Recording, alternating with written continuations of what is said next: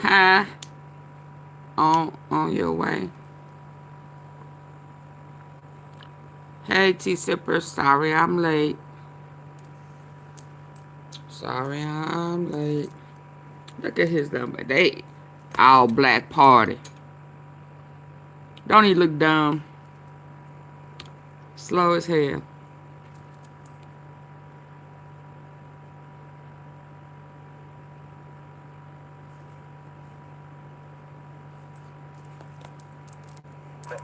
For justice.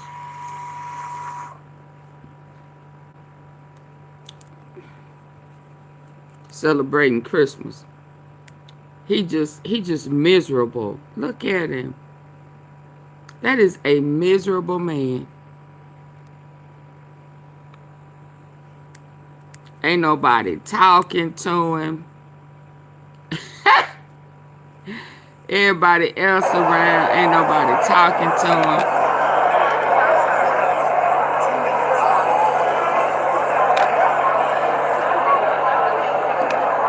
He's saying hi, hi, hi, hey, hi.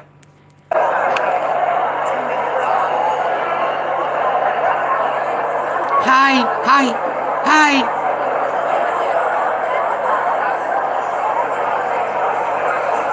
Just miserable.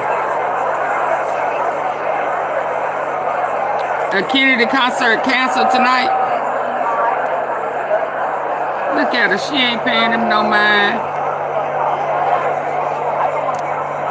She done got us some highlights in there, some frosted tips.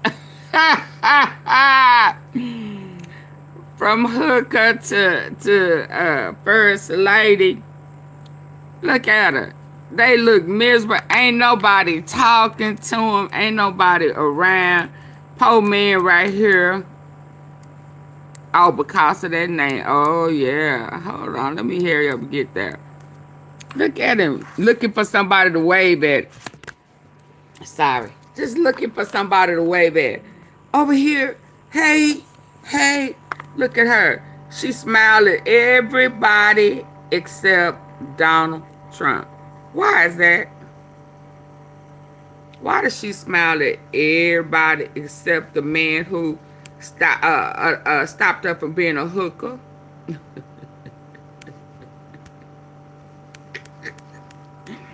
Took her out of misery.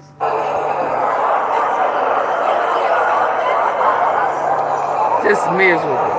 Ain't nobody buying him. Ain't nobody saying nothing to him. Smile gone.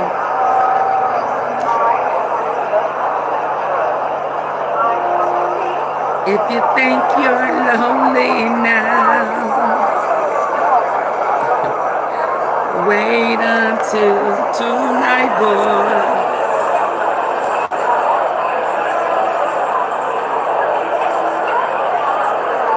Lonely. It's as lonely as he want to be. Let's get over here.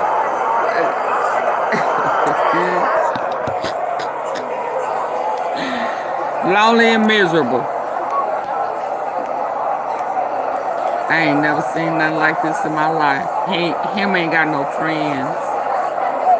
Him ain't got no friends. Him ain't got no friends. I just had it up too. Him ain't got no friends.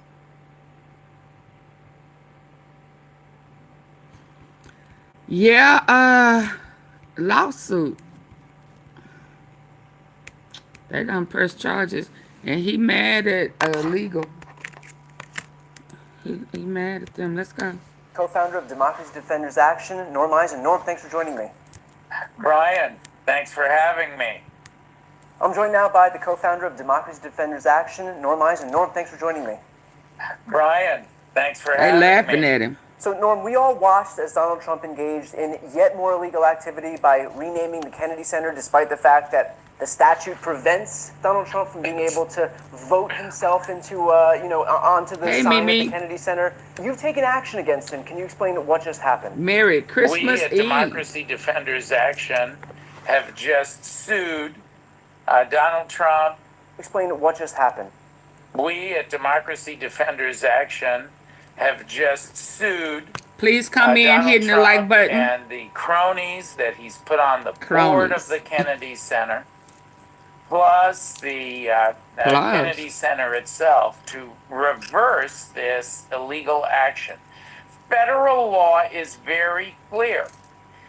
The Kennedy Center is supposed to be named for John F. Kennedy as a memorial to that president who was tragically assassinated. Good And you can't have Toya. other memorials or material changes to that, including changing the signs. And Brian, we represent one of the trustees of the Kennedy Center board, Congresswoman Joyce Beatty. And the Congresswoman was at the meeting and she tried to speak and they muted her. They would not let her object to this. The process was a sham. It's illegal, and it matters. It's actually a very important case for the rule of law. One of the trustees of the Kennedy Center memorials or material changes to that, including changing the signs. And Brian, we represent one of the trustees of the Kennedy Center board, Congresswoman Joyce Beatty. And the Congresswoman was at the meeting and she tried to speak and they muted her. They would not let her object to this. The process was a sham. It's illegal, and it matters. It's actually a very important case for the rule of law. Norm, can you talk about why you're going to win this case, specifically as it relates to what the board did versus what the statute actually says? You should switch to 1-800-CONTACTS because it's super easy. So cheap. I save shipping costs. The statute is He's going to want us to pay for this. That this memorial is to be known as the John F. Kennedy Center for the Performing Arts. And it's no small thing for Donald Trump yet again to disregard the will of Congress, to disregard the Constitution, which says that those statutes, the expression of Congress will, must be listened to, and to put his own name on there. It feels very similar to the destruction of the East Wing of the White House. It's an act of desecration. Yeah. It's an act of self-aggrandizement. Kennedy was unalive. It's wrong. That's why the... But see, he went against pro-Israel. So, you know, when he pulled these stunts, he is kind of mocking people who went against the program, which was John F. K. So take off John F. K. Rewrite history. Remove him. You understand? So that's what it's about. I mean, because he could have found another building that don't have anybody's name on it, right? And named it Trump, just like he took the holiday. You know, they say Martin Luther King was CIA, or wouldn't work with him, or did work with him, or stopped, or, you know, yeah. So the holidays for the parks, he wanted to remove their name and add his. Anybody that went against the movement, this pro-Israel, they're trying to erase them. Yeah. Charlie Kirk went up against them, denounced them. Hell, in a minute, they're going to be removing him and replacing him with somebody. Congresswoman came to wing of the White House. It's an act of desecration. It's an act of self-aggrandizement, and it's wrong. That's why the Congresswoman came to us at Democracy Defenders Action, and I don't know We why also have the that other Washington Robert litigation Kennedy, group. why he okay with that Um, mess?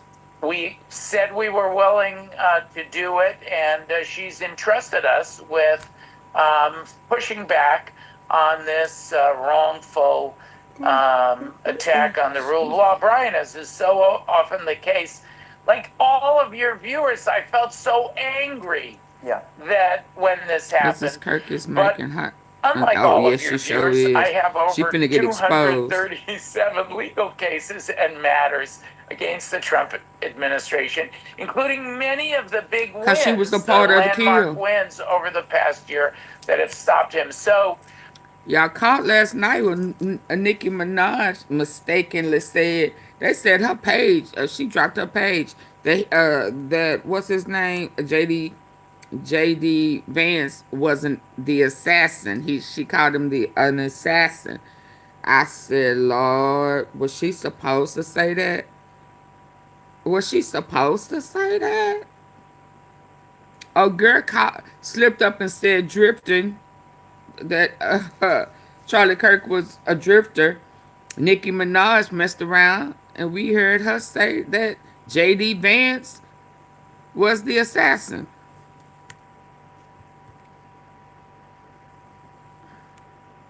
Where was he? We know she was in Arizona the day before with somebody that they didn't want that man to see. But carry on. big wins, the landmark wins over the past year that have stopped him. So, the She good remember she friends said, at Jill. the Washington Litigation Group, my colleagues and I at Democracy Defenders Action, we called the Congresswoman. We said, reporting for duty, and she accepted that offer, and now here we are. How confident are you that when you win this case, he's actually going to Oh, the comply? truth And is reason that coming I ask out. that is because You see that he I'm obviously found. knew that How this move- have they found 1 million more items, documents? Where were those million? Huh? They got 1 million more. What's that sound? Millions didn't make it, but I was one of the ones who did. You mean to tell me, on top of all them files, somebody had hid away 1 million documents that somehow, one way or another, they just miraculously appeared. Poof, here they are. That's why Dumb Donnie over there looking dumb. Don't nobody want to play with his dumb ass. I was telling Ruth Shaker today, baby, they leaking it. I tried to tell Janice, somebody got it. Somebody got copies of what they have. Yes. It's finna leak. He finna be leaking all over the place. He gonna have to disappear.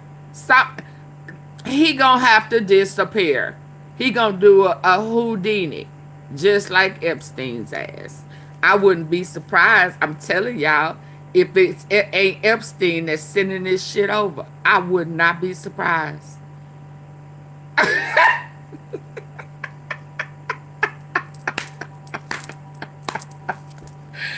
Somebody on the inside playing with his ass. Now this is blackmail. Ain't that what they about? Ain't that if y'all don't get these likes up, 259 people in here, ain't that what they about? Blackmailing? And then he gonna play in the middle of the night. Should I leave the presidency? Oh, you know, you shit. He finna do a Houdini, y'all.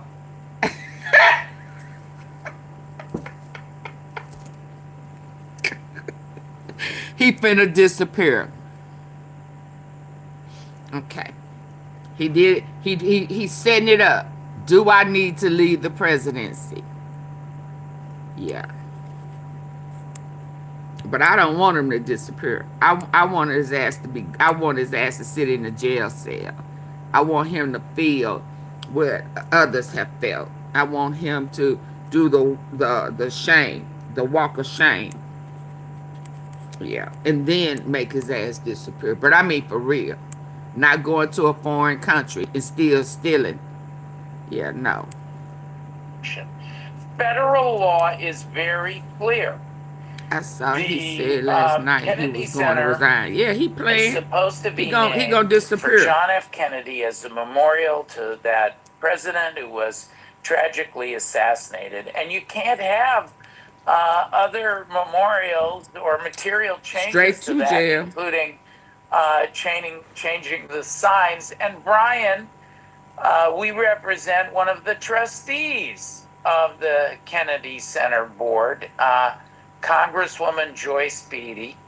And the Congresswoman was at the meeting, and she tried to He speak, can't disappear and they fast muted enough her. for They me. would not let her object to this. The process was a sham. It's illegal, and it matters. It's actually a very important case for the rule of law. Norm, can you talk about why you're going to win this case, specifically as it relates to what the board did versus what the statute actually says? The statute is very specific, Brian, that this memorial is to be known as the John F. Kennedy Center for the Performing Arts. And it's no Thank you, Mrs. small Tom. thing for Donald Trump yet again to disregard the will of Congress, to disregard the Constitution, which says that those statutes, the expression of Congress will, must be listened to, and to put his own name on there. It feels very similar to the destruction of the East Wing of the White House. It's an act of desecration. Yeah. It's an act of self-aggrandizement, and it's wrong. That's why the Congresswoman came to us at Democracy Defenders Action. We also had the Washington Litigation Group. We said we were willing to do it, and she's entrusted us with pushing back on this wrongful attack on the rule of law. Brian, as is so often the case, like all of your viewers, I felt so angry that when this happened. But unlike all of your viewers, I have over 237 legal cases and matters against the Trump administration, including many of the big How dare wins, him. the landmark wins over the past year that have stopped him. So the good friends at the Washington Litigation Group, my colleagues and I at Democracy Defenders Action, we called the Congresswoman. We said, reporting for duty. And she accepted that offer, and now here we are. How confident are you that when you win this case, he's actually going to comply? And the reason that I ask that is because he obviously knew that this move unto itself from the very beginning was illegal. He knew that the board doesn't have the ability to rename the Kennedy Center because it's written in statute that it would be named the John F. Kennedy Center for the Performing Arts, that the board wasn't granted the right or the authority to be able to change the name, and so he did it anyway. He was perfectly content to flout the law then. Why do you have confidence that even when he loses this case, that he'll abide by the law? Because we have made him follow the law again and again and again in our cases, even when he doesn't want to. When he said he was going to change birthright citizenship, he put out an executive order that some babies born here are citizens. They want the and some are babies, not. y'all. No, that's not what the Constitution They want the babies says. too. He tried to wriggle away. We went to court. He went. Because y'all remember, they want babies too. They want babies for the sacrifice.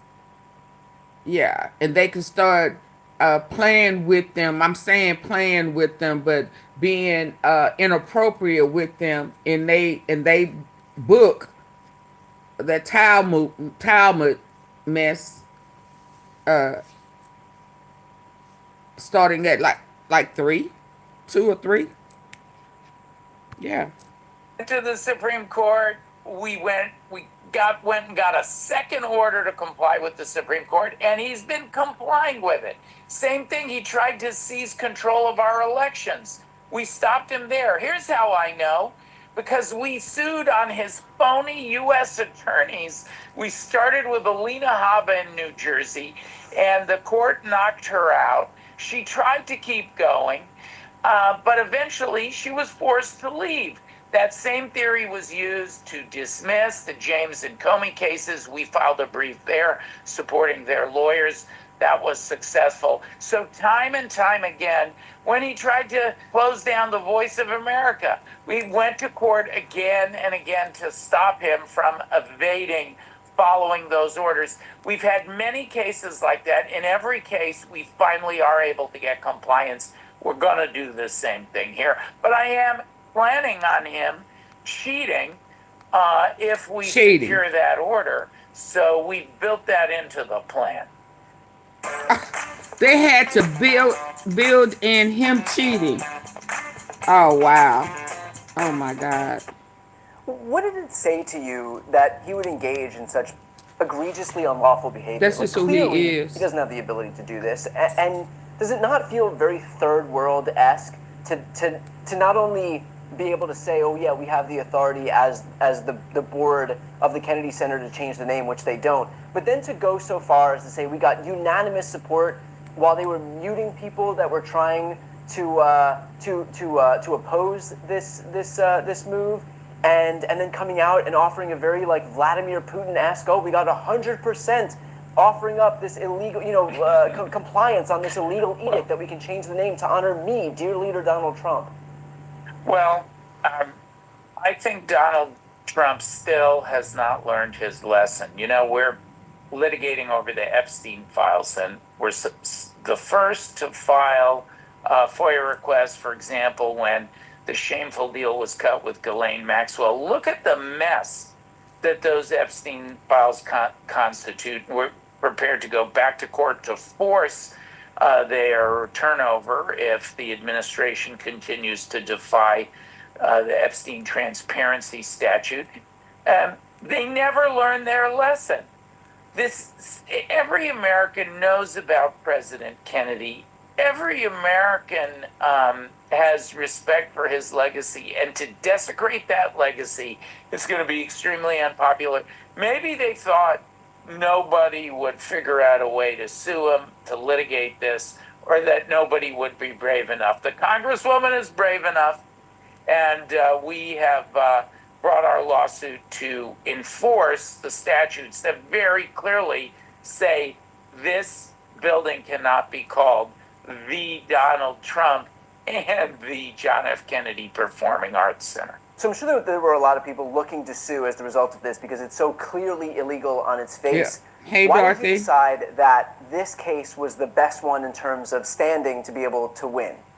Well, the Congress said that the Kennedy Center is to be protected, looked out for, administered by its trustees.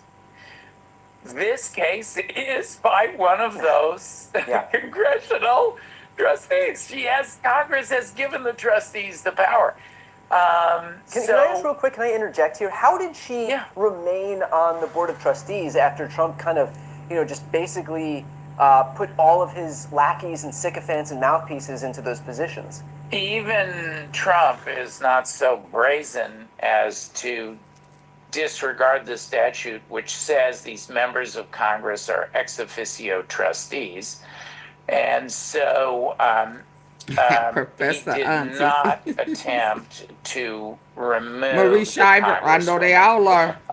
Just the same, she's a woman who refuses to be silenced. She won't be shut up. They thought they did that by muting her in the board meeting. I'll be back. Now she is being heard loud and clear with this lawsuit. How quickly do you expect this to move through the court system? We've now got the thing on file, and Brian, because you and I have talked about litigation a lot this year. We're not shy about moving at a brisk pace. Let's see which judge gets assigned here. We'll look at their standing order. Perhaps the individuals that we have filed suit against will think better of what they've done. I tend to doubt that. And then we'll figure out an appropriate schedule to move this forward. These are issues of first impression. No president has ever thought to put their name on the Kennedy Center before. What's next? The Donald Trump and Lincoln Memorial? I mean, The Donald Trump you say that as a joke. You say all these things. Washington Monument. You say all of this Anything is tongue in cheek, possible. but you say all of this tongue in cheek. But I would not, in a million years, put it in front of him to do exactly that. Last question here: what will it mean to you to watch workers get up on those ladders and use crowbars to pry the letters the Donald J. Trump and off of the Kennedy Center?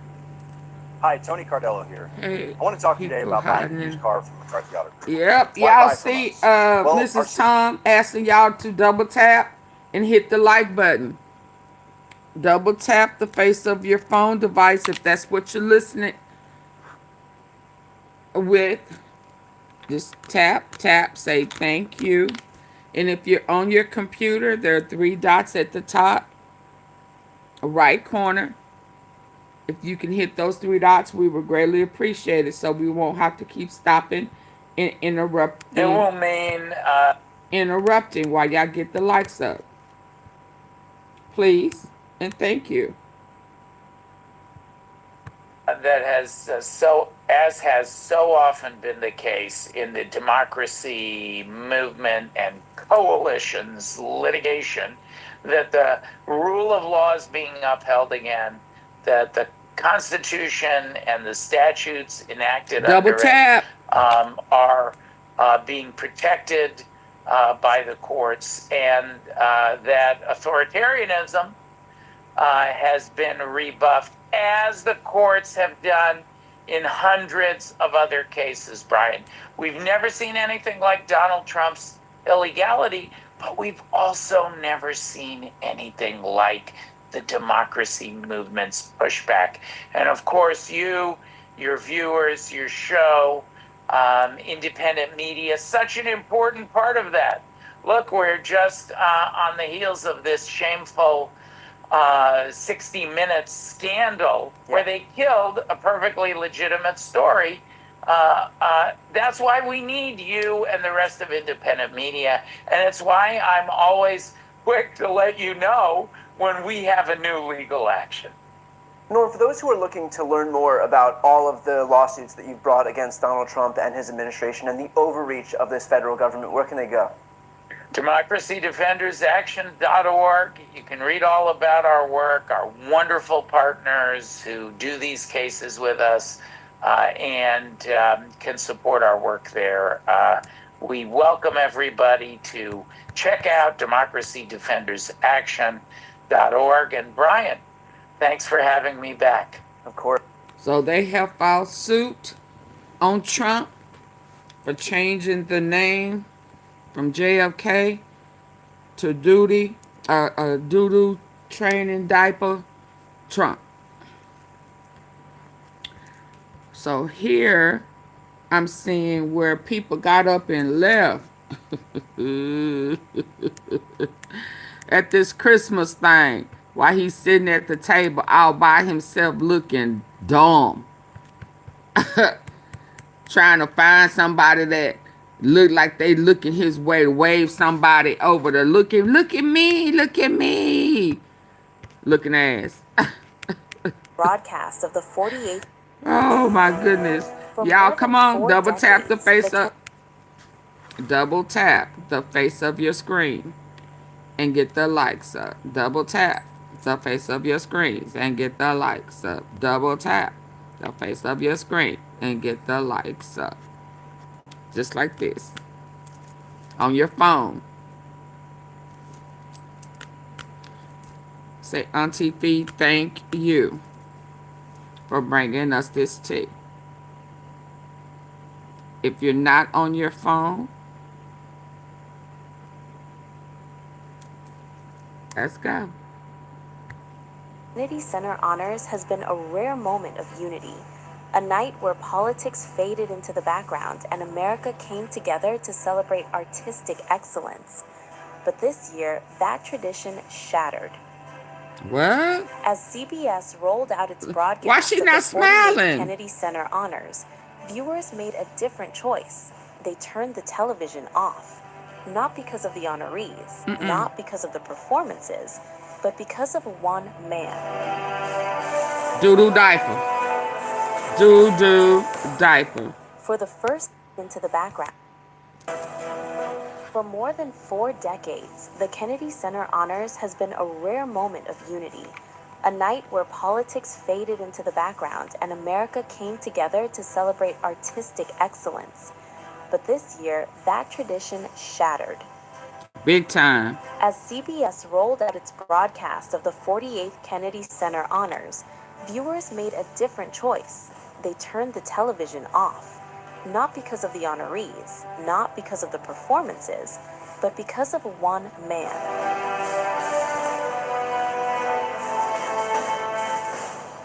For the first time in the ceremony's history, a sitting U.S. president didn't just attend the Kennedy Center Honors, he hosted it. Donald Trump took on MC duties in an unprecedented move, and the backlash was immediate. Instead of applause, his takeover was met with calls for a boycott. Why Trump hosted the ceremony. Instead of applause, Why he was hosted? Donald Trump took on MC duties in an unprecedented move, and the backlash was immediate. Instead of applause, his takeover was met with calls Get out! for a boycott. Get out!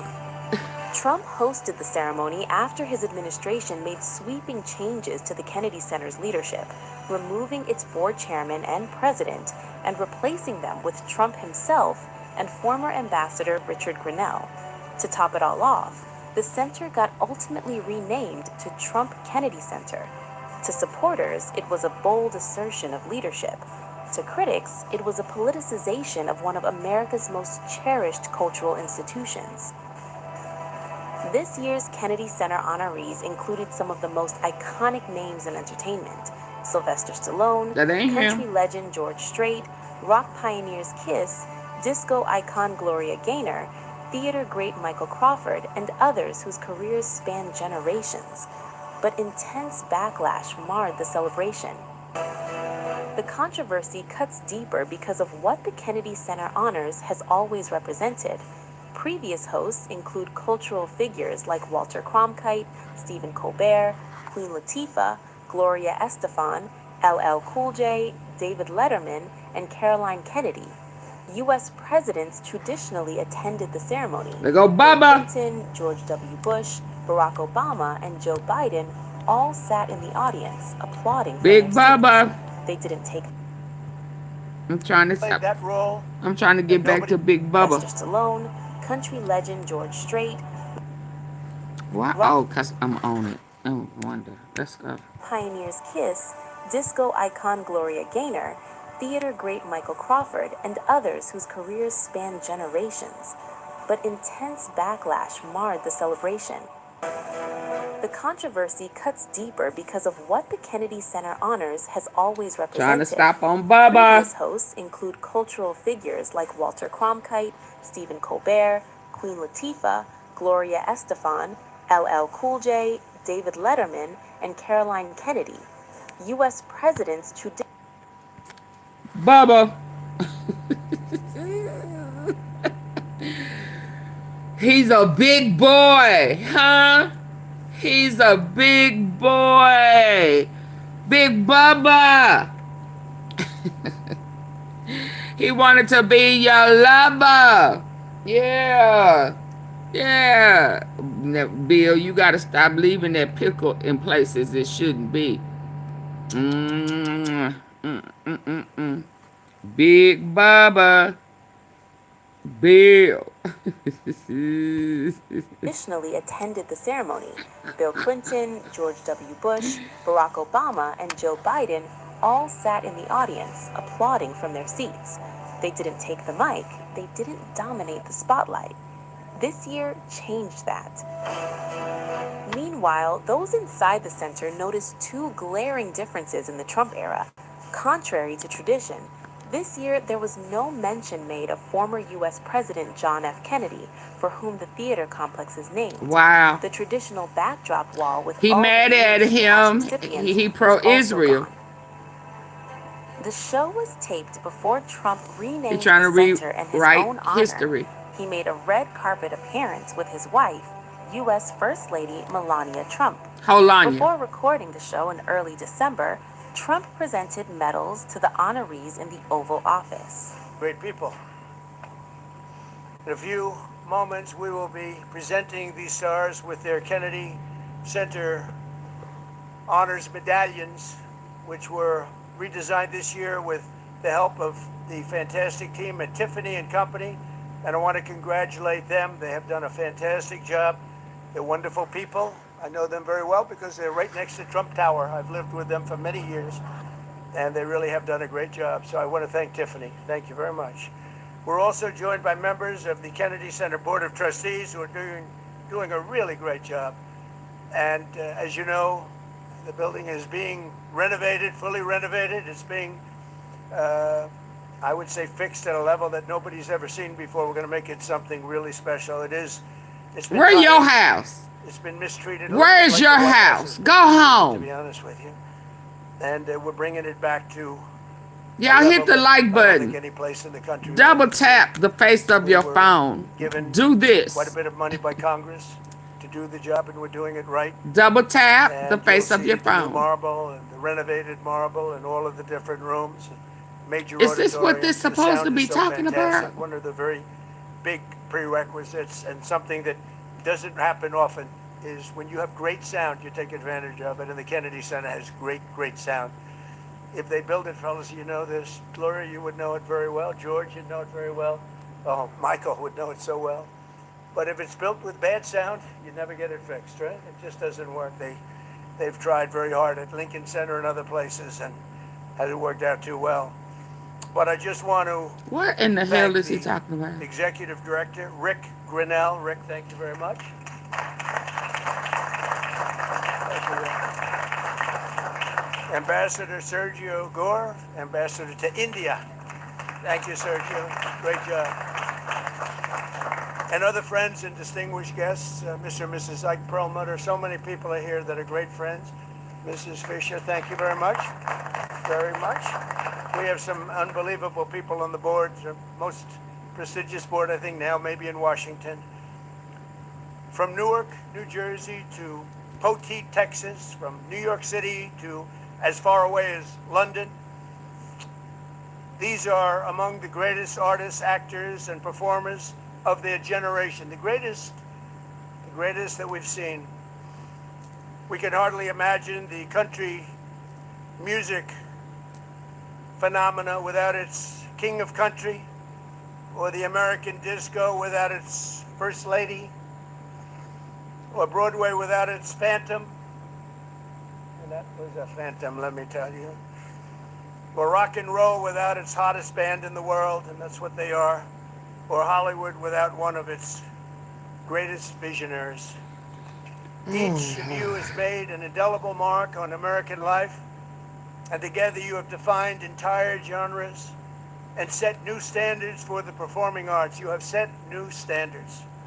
On behalf of every American who has been inspired by the unbelievable talent of Michael Crawford, who has been influenced by the music Blah, of blah, George blah, Strait, blah, blah, blah, or blah. Gloria Gaynor, or Kiss, or who has been moved by Sylvester Stallone's unmatched heart and talent and grit, because nobody played that role, and nobody will ever play that role like Sly. We want to thank you all. We want to thank you all. Yeah, Capital yeah. here, Patriot. Yeah. Ooh. Cry me a river. Hold on. So then they said he done left this boring ass speech. And then he wanted to play with the kids. Now, I don't think he should have any form of interaction with kids. Am I the only one that feel like that? That's all you hear, Kayan? All them files is coming out. They found a million more documents today. A million. Millions didn't make it, but them files, we found them. They found a million more pages. Yeah. All that you talking about right here, don't mean nothing. They got a million more pages. I know you shitting on yourself. Boy, I can always tell when your pamper need to be changed. When they start talking that real talk, you goes to shitting on yourself. Now, I don't think he should be able to pick up the Well, we phone. track Santa all over the world. We want to make sure that Santa is being good. Santa's a very good person. We want to make sure that he's not infiltrated, that we're not infiltrating into our country a bad Santa, and have a beautiful present for you. What would you like Santa to bring? Not cool. Not coal. No, you don't want coal. Well, coal is, you mean clean, beautiful coal. Not cold. Why would a child say not cold? Hello? Good. Very good. Let's start. We're ready. Let me speak, and with the First Lady, speak to the children.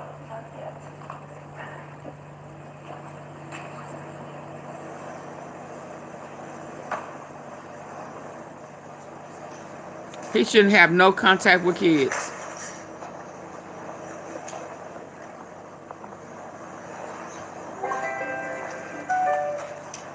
Hello.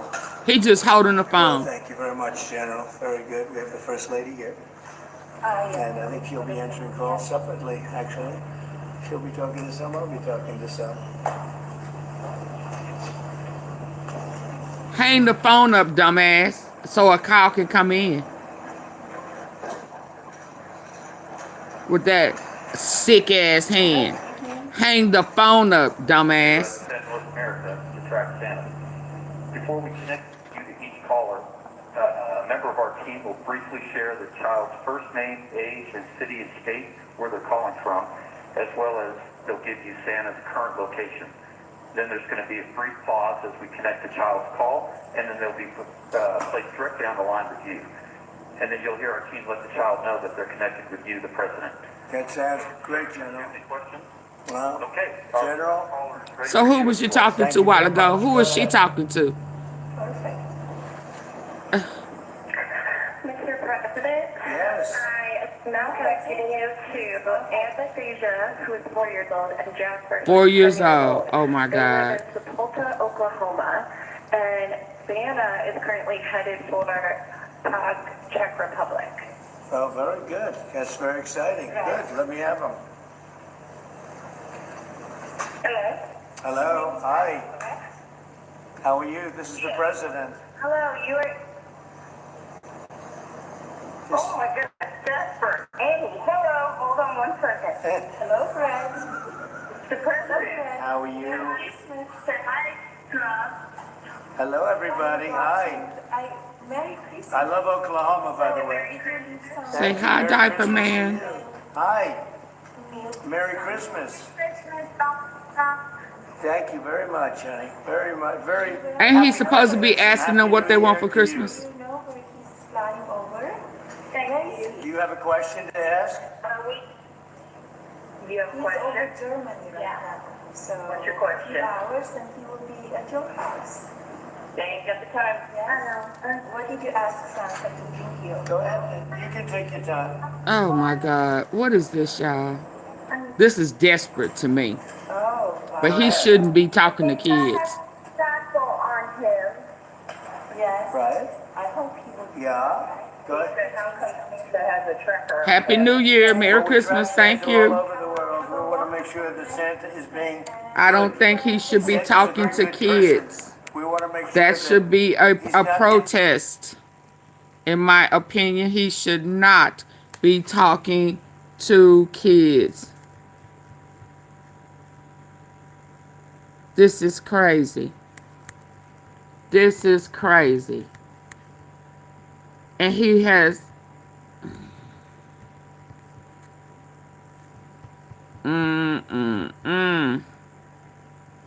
Okay, let me switch gears.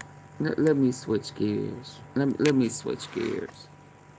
Let me switch gears before I go off into yeah. Yeah, let's get some. Come on, Eric. Let's get some. And happy holidays. This song is a Christmas song. Come on, give us some Christmas Let's song. enjoy. Let's go.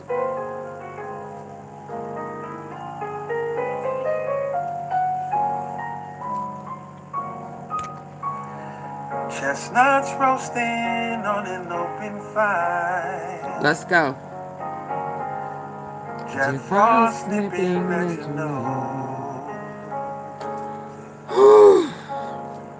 Yuletide cows being sung by a choir, and folks dressed up like Eskimos. Everybody knows a turkey and some mistletoe help to make the season bright. Sing, Eric. Tiny tots with their eyes on the glow will find it hard to sleep tonight.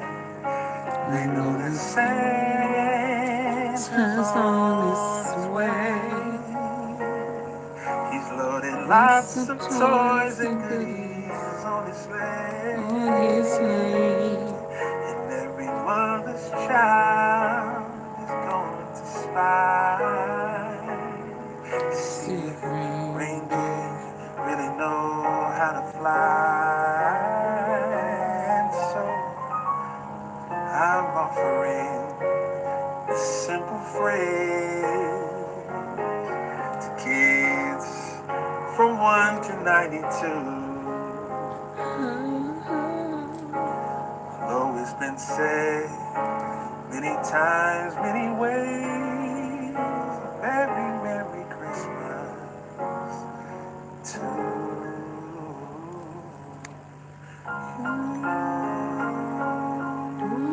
Thank you.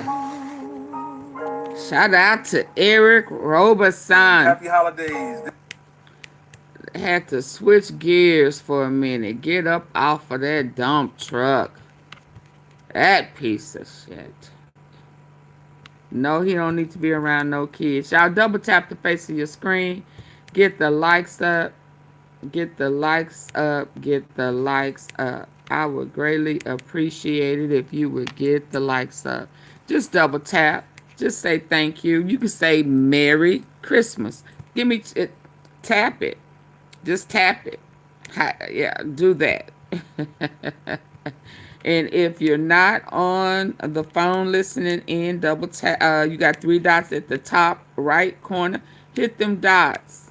Hit them dots. Dot it up for me. Dot it up for me. Is that all right? I'm getting bad. Where I was. Dot it up, dot it up, dot it up. Dot it up. So they say his ass is in a world of trouble. And a whole bunch of surfers. Let me hit the... Y'all, I'm not the dots. I mean, the likes hadn't went up. I need for you to double tap the face of the screen if you're listening in on your screen. If not, reverse so order. Cover up. Got shut down by a federal judge in ruling. I need for y'all to double tap the face of your screen. Oh no, is this the episode with the breakup? Reba, we can't agree on the house. Y'all need Realtor.com. Just this past week, a federal judge did something that's very rare. She told ICE, Immigrations and Customs Enforcement, very directly that they don't get to make up the rules, especially rules that block Congress and Congresspeople from doing their job and conducting oversight visits at immigration and detention centers. And she didn't I just hope do it with everything rhetoric start and just, crumbling random down comments on from the him. bench. She did it through 70 pages of careful legal analysis, and we're going to pick apart that Judge opinion, blocked kind ICE of from discuss it stopping and talk about some congressional of the highlights in there. oversight. This isn't just about immigration policy. This is bigger than that. This is about separation of powers. This is about oversight. This is about the three branches of government and how the executive branch and Donald Trump can just wall themselves off and operate freely as some secretive, independent branch of government. Get it. They have to be held accountable, and Congress is the body that holds them accountable, according to this judge. So you have all three branches of government kind of working together. This is separation of powers. This is checks and balances. And we're going to talk about how that works today on Civil Action on the Legal AF Network. I'm Sean Kernican. That's Brian Kabatek over there, my law partner at a firm called Kabatek LLP. If you like this content, hit that subscribe button and hit that like button so you can keep up with this and not just our stuff, but the other great people on the Legal AF Network, now with over 1 million followers. Brian, where do we start today? Where do we start with this issue? Where do we Give us some start? background. I think we should start with a very simple, straightforward statement, Chuck, which is there's no doubt that the Trump administration believes they simply don't have to follow the law.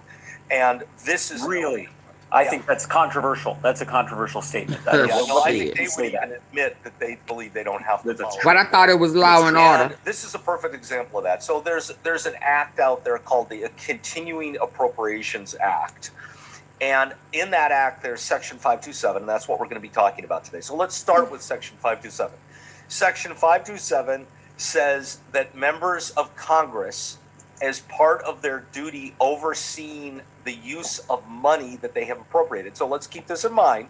It's Congress's job to appropriate money, and it's the executive or the president's job to use that money in a manner in which they're told to use it. Right, like the money used for immigration enforcement, right? The money that pays ICE officers, that helps conduct ICE operations, doesn't come out of Donald Trump's pocket. That's money from the federal government, taxpayer money that's been collected and it's been appropriated by Congress. So, yeah, so 527 provides that Congress gets to oversee that because it's money that comes from appropriations made by Congress, right? Right. And so it doesn't just say that they get to oversee it. It gets to say, it says basically that they get to make unannounced visits to facilities. Yeah. And they get to show up as members of Congress. They get to show up as I'm a member of Congress. I'm in a particular committee, and as part of my role, I'm going to now inspect your facility. And ICE or others can't simply sit there and go, no, we don't really feel like it today. And just to clarify, that includes physical access to these facilities, right? The Department of Homeland Security, ICE, or whoever, or whichever agency, cannot prevent members of Congress from physically entering and inspecting it. So it's not just inspection in the sense that they get to present inquiries to these government agencies. They get to physically access those facilities where operations are being conducted. Well, and that's exactly what they did do, though, right? Exactly what they did is they posted on their website, like 6 months or so ago, maybe more, that a member of Congress who wants access has to give 7 days notice. Now, let me give you a hypothetical here, Sean.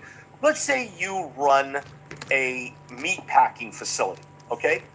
And do you think that if the Department of Agriculture had to give you 7 days notice before they came into your meat packing facility to check for health conditions, that would give you sufficient time to clean up your meat packing facility? Yeah, maybe.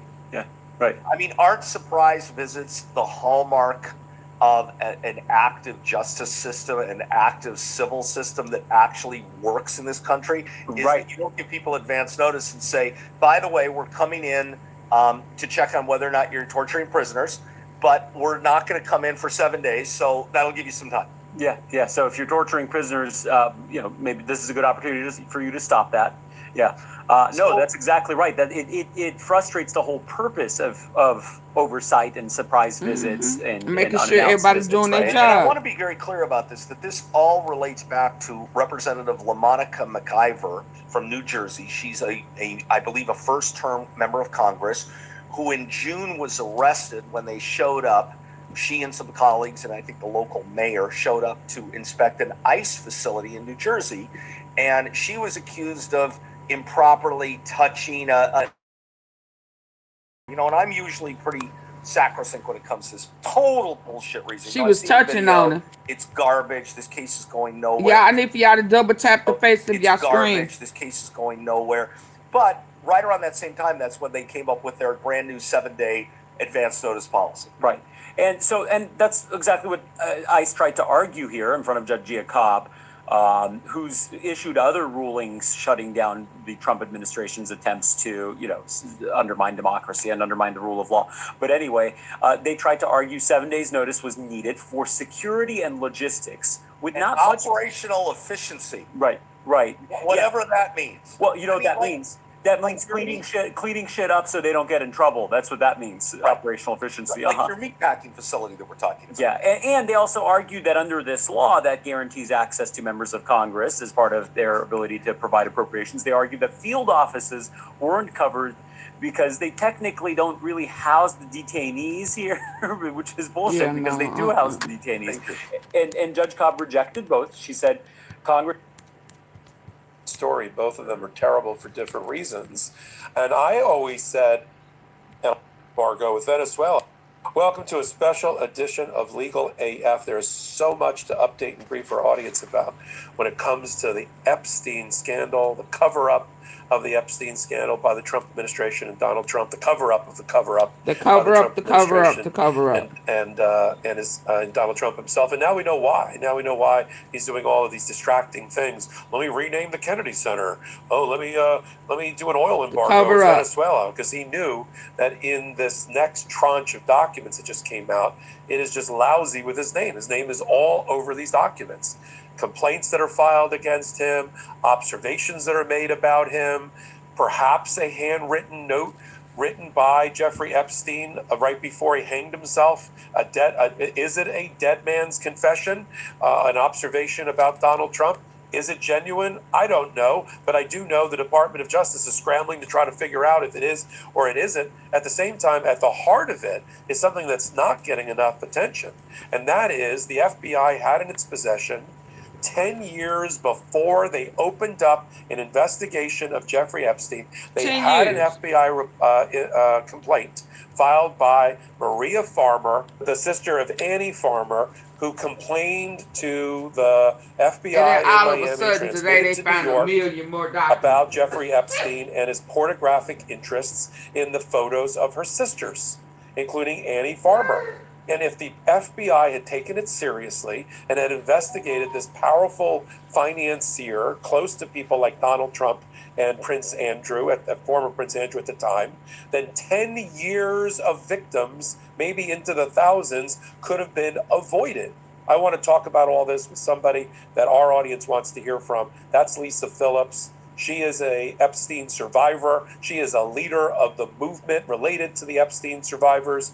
There's so much to catch up on based on what we just saw and what is going to happen in the future. I'm so honored and privileged, especially around the holiday times, to have Lisa Phillips, a friend of the podcast, join us here. Hi, Lisa. Hi there. Thank you for having me again. It's always a pleasure. Absolutely. And we'll tell our audience at the end, this is going to be a regular thing because there's a new relationship that's been established with you, Legal AF, my law firm, and another group called Survivor Strategies. We'll save that towards the end. Awesome. From your vantage point, your unique vantage point of being an Epstein survivor, what have you seen with the last couple of days, with the redactions, with the lack of full disclosure, full production, and now this last tranche, today anyway, last 20, that just has everything Donald Trump in it. Okay, so I need for y'all to take the time to double tap. I'm having to keep stop. I'm almost an hour in.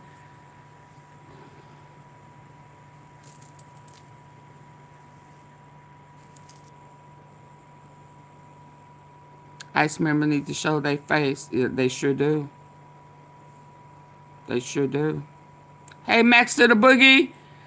I just thank you for the party had in the floating hearts. I just was putting my earplugs in to listen over there.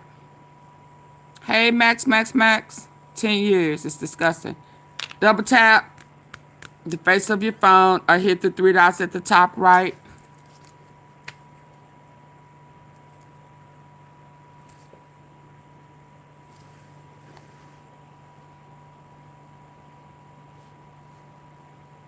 Come on, y'all. The quicker y'all tap, tap, tap. They found 1 million. How can they? Where were they hidden? Oh, hold on. Oh, nice.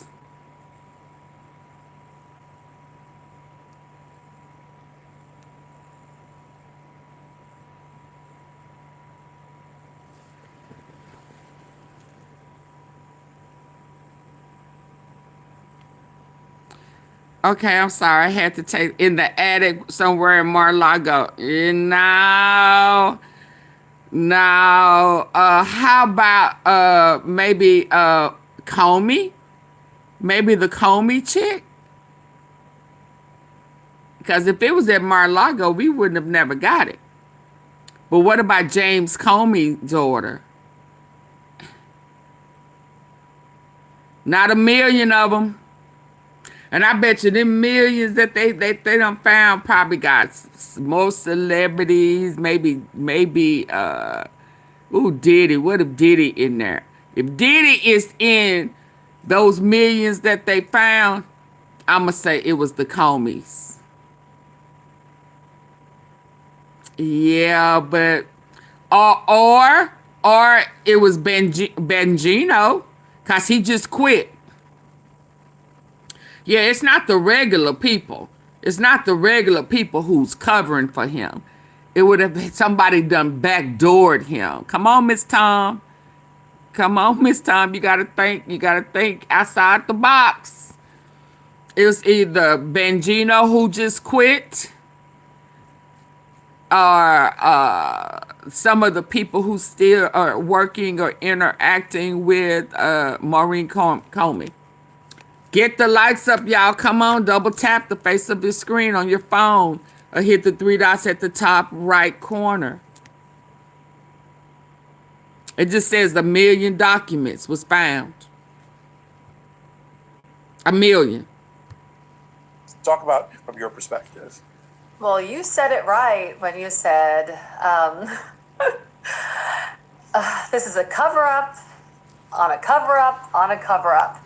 I don't know. As soon as you said that, it just says it's so true because we're just getting little trickles of information. We're getting teased. It's just theatrics. Like, we don't know. I mean, we're Somebody just hit scrambling them all day long between the survivor community and the people that we work with and our attorneys. Or like I said earlier. Just so much information coming forward that's like shocking. But like, we want this information Epstein. to come forward because it's how we connect the dots. Leaking and it's them. how we as survivors come together as a community and we make things happen. That the DOJ just isn't. The DOJ just found They're it. just They not just doing their got job and making things slid happen for us to in. get full answers. And so, like you said with Maria Farmer, the records show that Maria Farmer, she worked for Epstein. She filed a child pornography report to the FBI in 1996. It's been almost 30 years. And that report, that's like a win for the survivors because that validates for her mostly that, you know, she was trying to, you know, tell the FBI what was going on between these two. She felt like there was something weird going on from what she was seeing. And it makes me upset just because, like, if the FBI had followed up on it and investigated properly, then maybe some of these hundreds of survivors wouldn't have been abused, including myself. I was going to say, what year Right. were you abused by Epstein? Well, it was in 2000 that I met Epstein, and those are 4 the years prime later. years. Yeah. Those are the prime years from 1996, I would say, to about 2006. Those are the prime years of abuse. And if they had just followed up on this report that Maria made in 1996, or they followed up on it, they found out who was involved, and they protected them back then. Well, that's that. You're right. There's only 2 versions of that story. Both of them are terrible for different reasons. And I always said, and I fast forwarded it to 2007, 2008. Oh, Kurt. And I said when he was protected, obviously, with a sweetheart deal by the Southern District of Florida and Alex Acosta, who eventually became Donald Trump's labor secretary, who gave him that rap on the knuckles in a short stint in jail for soliciting a minor prostitute, which makes the victim actually some sort of aggressor. The minor prostitute? You mean he raped a girl? Exactly. It's her fault. It's her fault. It's her fault. A state charge. I said, and that's all he got. How many victims after 2007? Forget that. Let's go Who back are you talking to about, Maria Miss Farmer, Tom? 1996. Let me read it to our audience. We'll put it up on the split Who are screen. you talking about? This They were good document friends. that's now part of the Epstein production, front and back, in the And after handwriting. she filed that, he threatened her. Right. It was a serious thing back then. That absolutely. That's what made her go, wait a second. I just thought maybe it was this little, child pornography thing. You stole our pictures and you sold them. It was, it's a fact that he sold those pictures to buyers. And then he threatened her after that. So she knew and has been fighting since because she was aware, whoa, this is a lot bigger than we thought. Oh, This Trump. is what the actual He was really document friends with says. Eric. It says Jeffrey Epstein, character He of was case, introduced by child Eric, one of pornography. them Trump Under the boys. facts of the complaint, it says complainant stated, it says there's a typo there, it says staged, they meant stated, that she is a professional artist and took pictures of her sisters 12 and 16 years for her own personal artwork. Epstein stole the photos, you just said it, she worked for him, stole the photos and negatives and is believed to have sold the pictures to potential buyers. Epstein at one time requested, now the reason we know this is Maria Farmer is not, her name was redacted, but Maria Farmer and her lawyer have identified it. They've outed themselves as being Maria Farmer is the complainant. So at one time, Epstein requested Maria Farmer to take pictures of young girls at swimming pools. Sickening. Epstein is now threatening And Trump was at the Maria pool with him. that if she tells anyone about the photos, he will burn her house down. And this is clocked in on September the 3rd with a date stamp, 1996. It's given a sequence number, a serial number. On the back of the document, it says it was originated at the Miami office on 2nd Avenue in North Miami Beach, but was transmitted to New York City. Attention 5A, whatever that means, and somebody's name. And now, as we came on the air, you told me about, Lisa, about a letter that just went out today from Robert Garcia, the ranking Democratic member of the House Oversight Committee, to the Department of Justice's acting Inspector General. Why don't you tell our audience what Representative Garcia is seeking in this new letter? Well, you're seeing that there are people that are standing up for us, and there are people that are saying, wait a second, what's going on here? DOJ is releasing these pictures and things, and they're thinking they're being clever by not releasing too much. But if you connect the dots of what was going on and released back then, that's why Garcia is saying, wait a second, none of this is adding up. This was reported back then. We need answers of why you didn't follow up on it. Yeah, and there is actually what I refer to as, there's a control set of files that's in the hands of the Oversight Committee, obtained directly from the Epstein estate and other subpoenas. When we talk about the Epstein files, right, that covers a lot of different territory. Right. Epstein files that most of us talk about is what's in the hands of the executive branch, its Department of Justice, and all agencies of the executive branch that through their own investigations, the Maxwell investigation, the Epstein investigation, and other things. But separately from that, there are documents in the hands of the courts, there's documents in the hands of the Epstein estate that released tens of thousands of emails and photographs. I call that the control file, because if they don't release it properly from the executive branch, the Democrats are going to start releasing what they have in the control batch, right? Saying, well, why aren't you releasing this? Why aren't you releasing this? This email was sent to Donald Trump. Where's the Donald Trump side of it? Yeah, so look. Multi-layer onion. Absolutely. Tell our audience what's in the works sort of moving forward now that you've seen with your own eyes some of these new productions, but understanding that it's not complete. What's on the horizon? Well, the survivors are talking a lot about Democratic leader Chuck Schumer. So, he has noticed in one of the files that they tried to follow up on these 10 co-conspirators. And in his write-up, there was somewhere in the files that each one of these co-conspirators had pictures that were probably the ones that were blacked out. So that's what we're assuming. Finding that file, blacking out these pictures, they don't want to put those two and two together because for whatever reason, they're trying to protect these 10 people.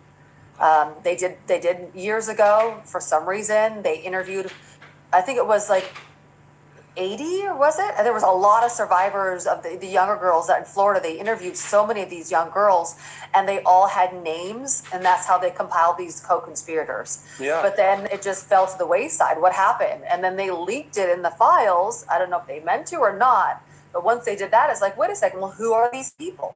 Why don't we know who they are? Why are they being protected? Yeah, because it's not transparent. And what are the survivors right this minute? But what are the survivors doing behind the backdrop with you and others in leadership to kind of compare notes and start? We always said, and I think you said it at one of your press conferences, if they're not going to release the client list, we can put our notes together, our heads together, and come up with a pretty good one.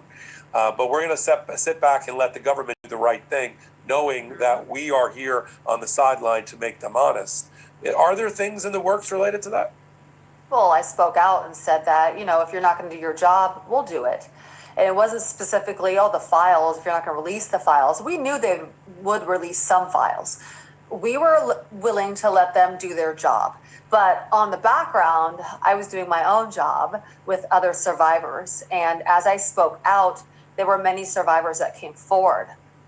And together, we were just comparing notes, working with people in Congress. We can't identify which house and who they are. We'll have an announcement probably coming up in January about our findings. But as it relates to what I said in September, the survivor community is strong. And as we connect the dots together, we started realizing, well, wait a second, some of us were sent to the same guy in Hollywood for a movie audition. Some of us went to the same modeling agency where they were sending models back and forth, got in the modeling industry part. And then we realized there was 2 institutions that Epstein was sending, girls to. Mm-hmm. Can't really say too much, but it was a bombshell revelation. It revealed something about my past, which I thought was just unique to myself. But as I started talking to other survivors, when, there's 1,200 of us. Right. So the DOJ, when they went through the files, realized there's 1,200 of us. You don't think when we get together that we're going to have some overlaps and some similarities going on, and then we could take those and connect the dots ourselves. Yeah. And if the DOJ isn't going to release it, we can, conduct our own research and bring that to their attention, to the right people who will support us. And So that's what we've been doing on the sidelines. And to those in our audience that wonder, there are states that have extended the time to file adult survivor, sexual abuse survivor lawsuits, civil lawsuits. New York extended their window a couple of times. California has worked on it. In fact, Senator Joe Dunn, former Senator Joe Dunn, who's a close friend of yours and mine, and we're working together on things together. He's working with his group that you're affiliated with, Survivor Strategies, to try to get these adult survivor statute of limitation windows open to allow people now to file about things civilly that happened to them when they were teenagers or 5 years ago, 10 years ago. For those that are wondering, how to put the pieces together, it's E. Jean Carroll, who's now pushing 80, was able to bring a case about something that happened to her in the 90s when Donald Trump sexually abused her, or worse, in a dressing room in a department store in New York, because New York had opened the window, started by Cuomo of all people and continued by Kathy Hochul, the governor. It opens January 1st. It's the California adult window. Super important. And like you, Senator Joe Dunn, who's a mentor of mine, and I work very closely with him. Starlight? And Sam Maloney of Survivor Strategies. They care so much about survivors. They've been working so hard. And they were the ones who really pushed this and got it passed. And this adult window is huge. You can go back, like you said, 5 years, 50 years, and go after your abuser. And a lot of times these women are just they've been wanting to do this for years, and they haven't been able to go after This scandal, the person, it's you know, bad. that abused them, and they hold on to that trauma for. I mean, I know victims have hold on to that trauma for 20, 30, 40 years. It doesn't go away. It don't go So this away. is a big deal. This is a big deal. And the window we're talking about would be, it would basically lift the statute of limitations and 2 years. give, right, it would allow in the next, for 2 years for people to file the case, but a look back is unlimited, right? I believe so. Yeah. So if it happened in 1980, you got 2 years from January 1 to get your case filed, right? Yeah, I had a woman, Victoria Valentino, on my podcast, and she was abused by Cosby, I think back in the 70s. Right. You know, and she's been waiting for this moment. Absolutely.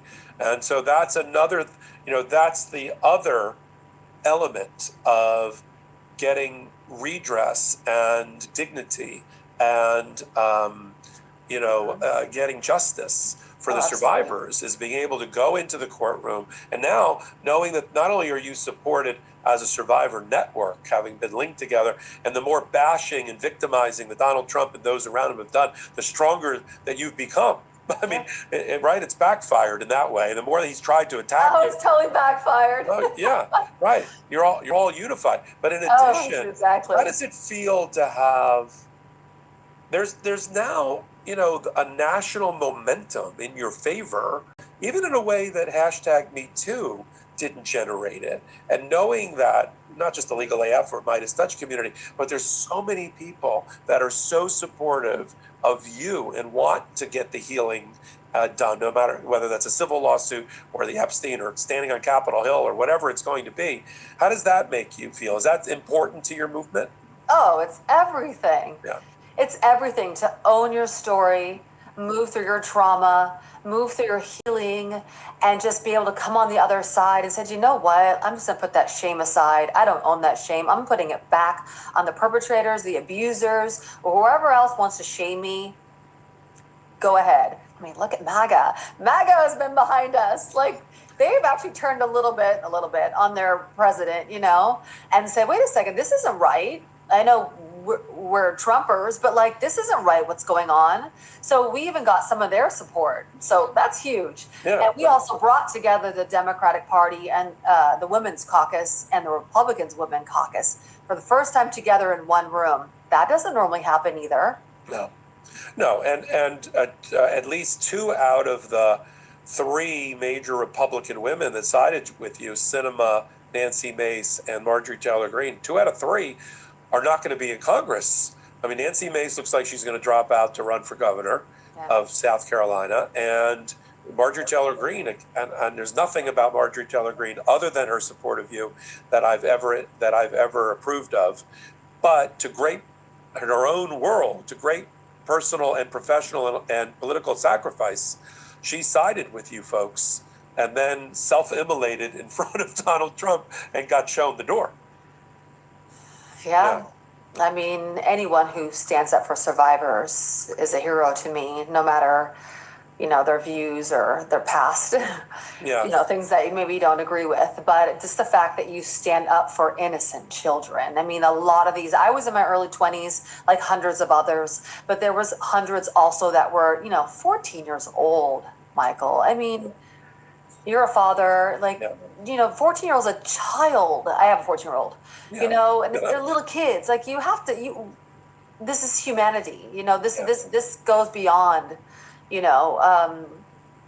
just doing advocacy work. We need to make change here. That's why it galls me when I hear them as an excuse to deport people and disappear people from the streets. They always use the same mantra. Oh, if you're against our immigration and removal policies, then you're for child sex predators and rapists. I'm like, y'all, the lights talking not up. about the president who was a judge to be a sex abuser, who's covering up for his child sex trafficking best friends, Ghislaine Maxwell and Epstein, and is all over the Epstein files.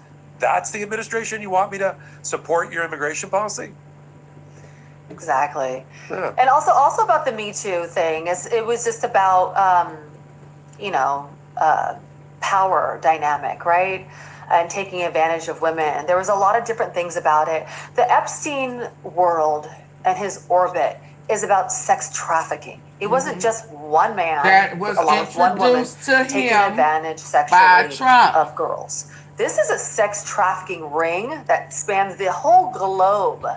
So our goal as survivors, as a community, has always been, it's basically prevention. Our voices are instrumental in helping the public understand, number one, the reality of sex trafficking.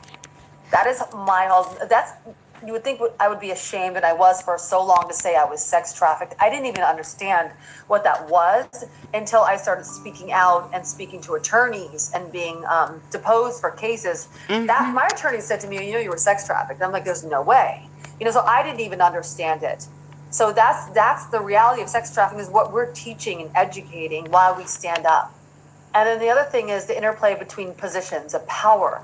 The position of the vulnerable, the teens at home, young women entering careers, and these powerful men that feel like they need to do whatever they want. Trump, grab my I don't like her smile. He just says that. He says it's okay for me. These women who have come forward have said, he just grabbed me and kissed me. Like, who does that? Who thinks they're so big and so powerful that you could just grab a woman and just do whatever you want to do with her? That has got to stop. Absolutely, and I hope you'll be along with us. Will be at the forefront of making it stop.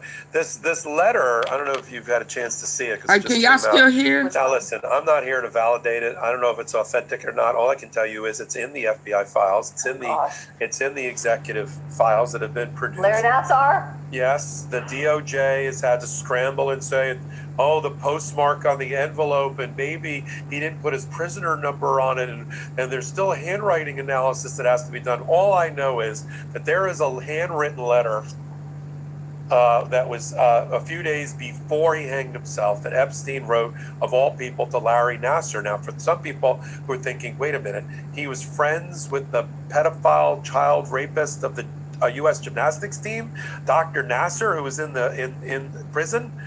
Yes, and that is true. That is fact. True. Yeah, that is true. That's been reported in other legitimate news media. What's been that reported? He tried to and contacted Nassar. That there is a handwritten letter that was a few days before he hanged himself that Epstein wrote, of all people, to Larry Nassar. Now, for some people who are thinking, wait a minute, he was friends with the pedophile child rapist of the U.S. gymnastics team, Dr. Nassar, who was in prison. Yes, and that is true. That is fact. True. Yeah, that is true. That's been reported in other legitimate news media that he tried to and contacted Nassar in the past. So if this is false, if this is not authentic, then somebody went to great pains to forge a letter in Epstein's handwriting that mentions Donald Trump in his handwriting. Favorable way. Let me just read. Oh yeah, please. If this is the letter, in his handwriting. Let me just read what is being portrayed as a letter written in handwriting by Jeffrey Epstein to Larry Nassar in advance of him hanging himself a couple of days later. As you know by, dear LN, as you know by now, I have taken the short route home. In other words, he expected the letter to be delivered after he hanged himself. Good luck.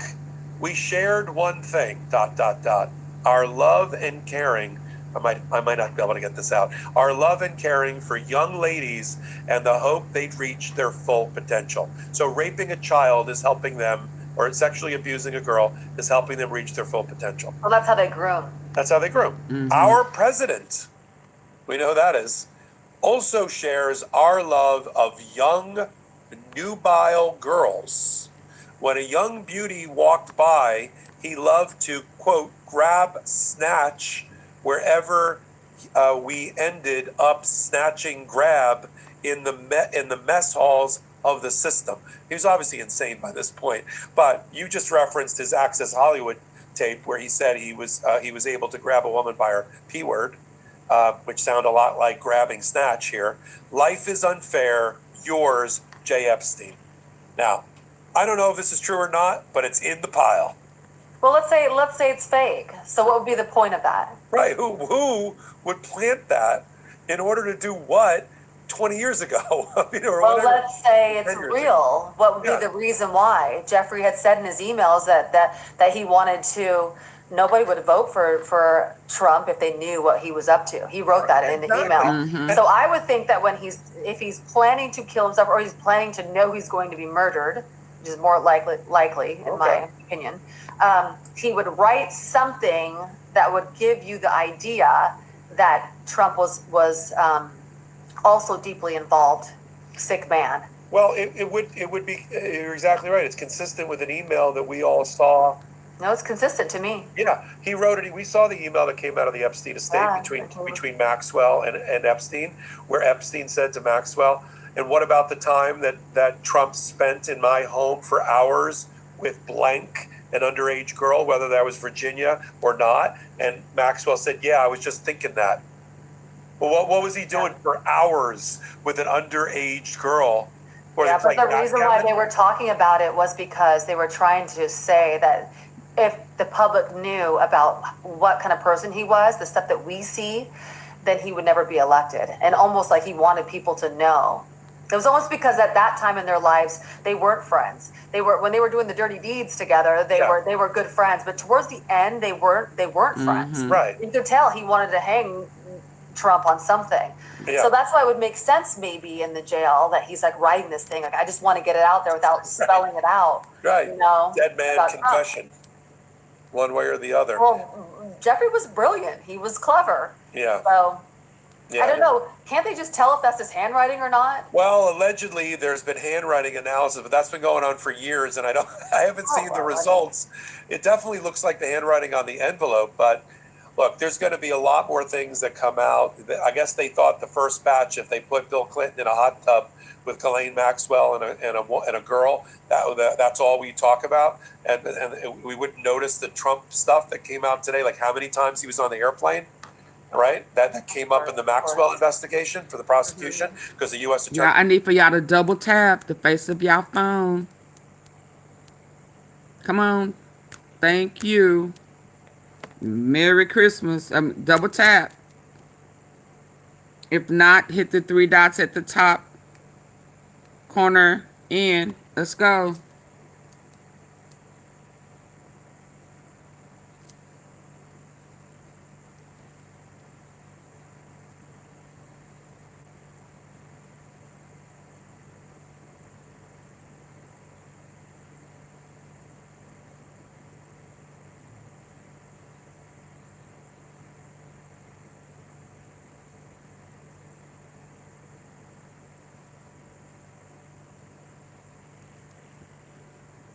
Hi, Miss 040650.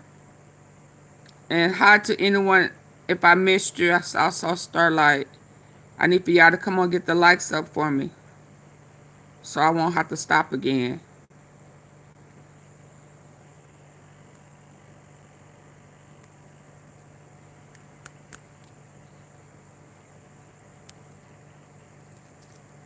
Lake Michigan.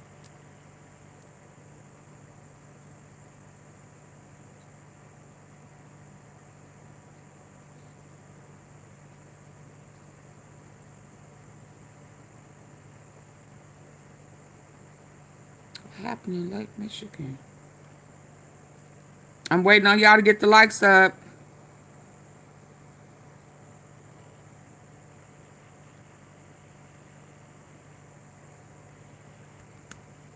Are you listening in on your phone device?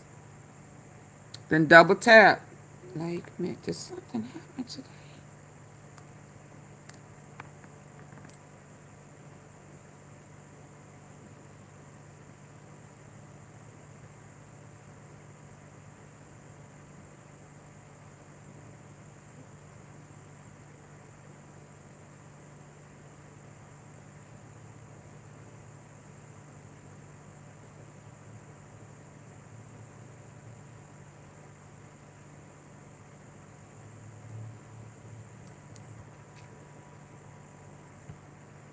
He was like, uh-oh, we got a problem.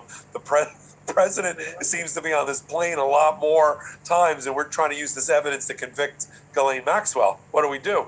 So I'm so glad we're here towards the holidays. We got some big announcements that we're doing a soft launch right now, that the Legal AF is going to be working very closely with you, Lisa, and with Senator Joe Dunn, with Sam Maloney, with Survivor Strategies as an organization to help vindicate the rights of survivors and empower them and do everything we can do from our perspective on our platform and amplify it here. And also with the POPOC firm working closely with Survivor Strategies on any resulting lawsuits that are going to be coming up from these adult windows. And I think I'll just leave it at this, and you stop me if I'm wrong.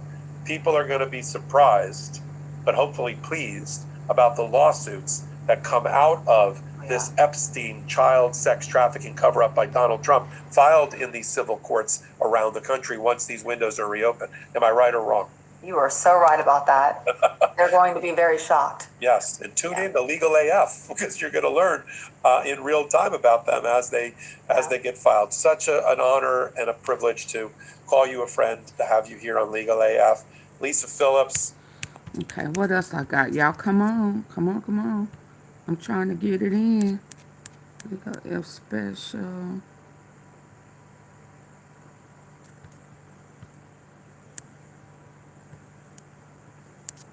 Tied to intelligence. People from getting nukes is one of the most important. I know he hate to have to say, dang. Clear. CIA, Israeli intelligence, and the Iranians. Iranians? There are no That's, intelligence? Did he say CIA? Who? Oh, who? Say what? This guy was in the middle of a deal between the CIA, Israeli intelligence, and the Iranians. Oh, wow. There are no random Forrest Gump dudes who walk into the middle of an Iran-Contra deal between the CIA, the Israelis, and Iran. That's not a thing that happens. There's no question he's intelligence. None. Zero. The New York Times, though, has stated that Jeffrey Epstein did not grow his power and wealth via ties to intelligence. Jank, just that's all you get. What's your 2 cents? No, guys, this is an enormous story.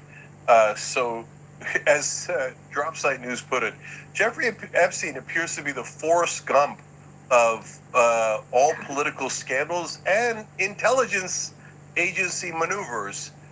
But I'm sure it's all a giant coincidence. It's not. If you watch this story, you'll see Epstein definitely involved with intelligence. Which intelligence? You're going to find that out too. Get the lights Yeah, up. it's kind of hard to deny after all of this. So on Tuesday, the New York Times published a massive piece on Jeffrey Epstein, and in it, it argues abundant conspiracy theories hold that Epstein worked for spy services or ran a lucrative blackmail operation, but we found a more prosaic explanation for how he built a fortune. But thanks to new reporting from Dropsite News, we've learned about Epstein's actual connections to an American intelligence scandal, the Iran-Contra affair. So specifically, Epstein, he shared a penthouse with an Iran-Contra lawyer, and he worked for an Iran-Contra arms dealer, and he moved the Iran-Contra planes to Ohio for use by billionaire retail mogul Leslie Wexner. So this piece is incredibly detailed. It is so long, and we don't have time.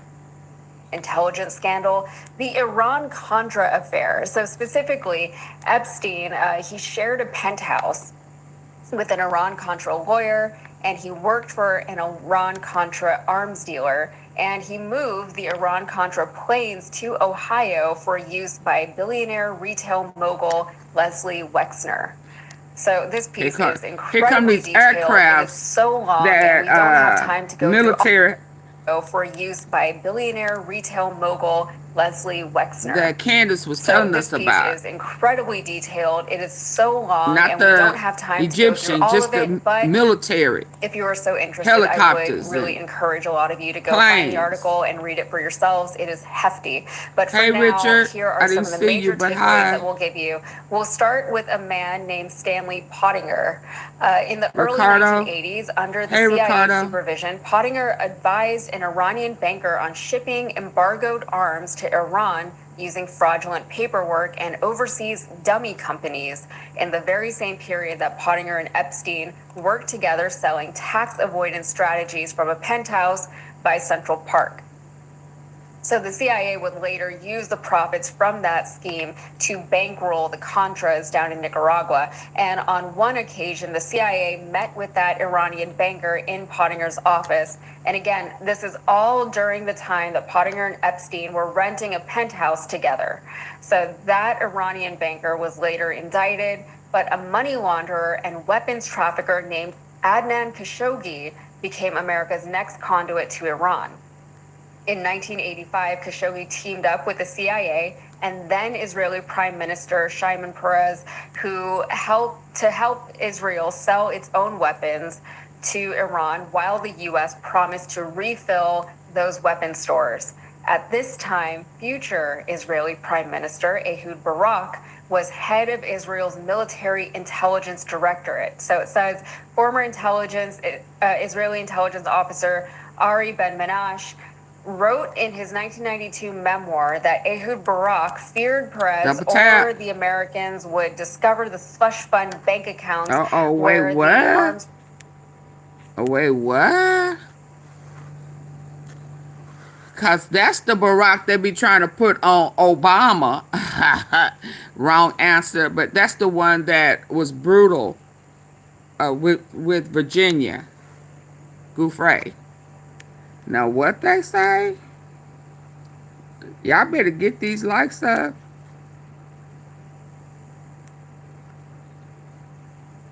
Feared Peres or the Americans would discover the slush fund bank accounts where the arms profits were hidden and take the money for themselves.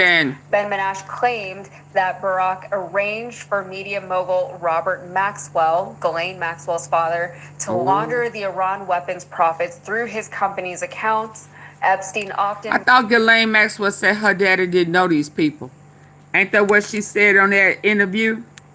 That proper interview? Did she say? And he asked her, well, how do you know for sure? Oh, I know.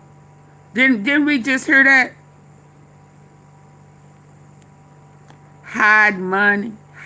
Yeah, that's just like the million documents was hid, but somebody found them. And take the money for themselves. Ben-Menash claimed that Barak arranged for media mogul Robert Maxwell, Ghislaine Maxwell's father, to launder the Iran weapons profits through his company's accounts. Epstein often made vague boasts about being a financial bounty hunter who tracked down hidden money.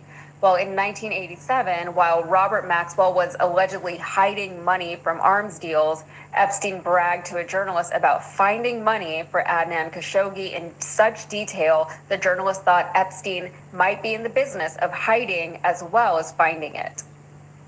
So as the 80s went on, the Iran-Contra scheme fell apart. It blew up in the press, and as the years passed, didn't she just lie, y'all? Epstein was handed control of billionaire fashion mogul Leslie Wexner's finances. So eventually, Wexner's empire gobbled up Southern Air Transport, or SAT, which controlled the very same planes that the CIA used to send weapons to Iran. So with Epstein acting as Wexner's logistics man in Ohio, in 1996, SAT finished relocating its world headquarters to Columbus to deliver products from factories in Hong Kong and southern China directly to Wexner's network of limited brand stores. And on October 1st, 1998, SAT abruptly filed for bankruptcy exactly 1 week before the CIA Inspector General released its official findings on Contra cocaine trafficking allegations. Oh my God, that was so hefty. That's so much. And it really doesn't even scratch the surface of everything that was detailed in that article. Again, you should read both. Read the New York Times piece and then read what DropSite revealed, all within this 1 week. I think I looked at it, Jank. In the New York Times piece, they only mention Israel 3 times. And it's just like, oh, Epstein was in Israel visiting these people and they weren't impressed with him. So it's really crazy. And the New York Times piece, the way that they try to frame it is that, oh, there's all these conspiracy theories around Epstein and like, does he work for Mossad? Like, was he a Mossad agent? Was he working with the CIA? All these things are very conspiratorial, according to the New York Times, which actually a viewer just pointed out, you know, they might have some, it's really not saying much to say, but they might have some compromise, there might be compromise a little bit there. But with the New York Times piece, it was very much they were attempting to take a pragmatic approach. Like, you know what? It doesn't have to be so conspiratorial. Oftentimes, the simpler explanation is the right one. It has nothing to do with intelligence. This is all about, he was just really good at networking. But who was he networking with? And why was he involved? He said he was like Forrest Gump. He really does just pop up everywhere. And the idea that he's popping up now in relation to Iran-Contra is unbelievable. This is a big story. Yeah. No. You only read the New York Times piece if you want to see how mainstream media covers up for the government, intelligence agencies, etc. Basically, it's a piece saying nothing to see here. Perfectly normal how he got all of his connections and money. Nonsense. Drop site news doing real journalism shows you, no, this guy was in the middle of a deal between the CIA, Israeli intelligence, and the Iranians. There are no random Forrest Gump dudes who walk into the middle of an Iran-Contra deal between the CIA, the Israelis, and Iran. That's not a thing that happens. You'd have to be a borderline lunatic to think that that happens. He's arranging where the illegal planes go. Epstein is. He's arranging meetings between Israeli intelligence and U.S., etc. There's no question he's intelligence. None. Zero. And so at this point, the New York Times and all the other media they see the drop site news stories. Like, if they could disprove them, do you know how badly they want to disprove them? Because drop site news is humiliating them by being real journalists, while the New York Times is like, it's Trump, it's Bill Clinton, nothing to look at here. Don't look at Israel. Don't look at the CIA. No, we're going to look at him, because what the hell's he doing in the middle of that deal? Guys, it's even worse than that in a sense. You always had this sense of, like, there are powerful people that you don't see. I ran this clip from President John F. Kennedy a couple of weeks before he was assassinated, talking about groups of secret people that conspire against the government, against all of us, etc. It's a haunting speech by JFK, assassinated a couple of weeks later. And so Adnan Khashoggi is the uncle of Jamal Khashoggi, the Washington Post columnist who was murdered by the Saudis. Okay, Hashemi is some guy who helped arrange the Iran part of the Iran-Contra controversy. He winds up being injected with something and dying of leukemia 2 days later. People keep popping up dead all over these stories, okay? So are there a group of people doing illicit deals like this? Well, of course there are. Iran-Contra, that was an illicit deal. We were not supposed to fund the Contras, and we certainly weren't supposed to sell weapons to a government we were calling terrorists at the time. Reagan was saying, we don't negotiate with terrorists. Meanwhile, CIA and Jeffrey Epstein and the Israelis are helping Iran get those weapons. And then, of course, many, many years later, Israel then turns around and says, can you believe Iran has weapons? We have to attack them. So the only thing I couldn't see definitively out of this story is Epstein Mossad or CIA or both? I don't know, but it's definitely one of them, if not both of them. So anyone claiming he's not intelligence, honestly, most of them probably have not read the drop site all stories. If you haven't and you just don't know, no problem, right? But if you read that and you still claim that Epstein wasn't involved in intelligence, you're lying.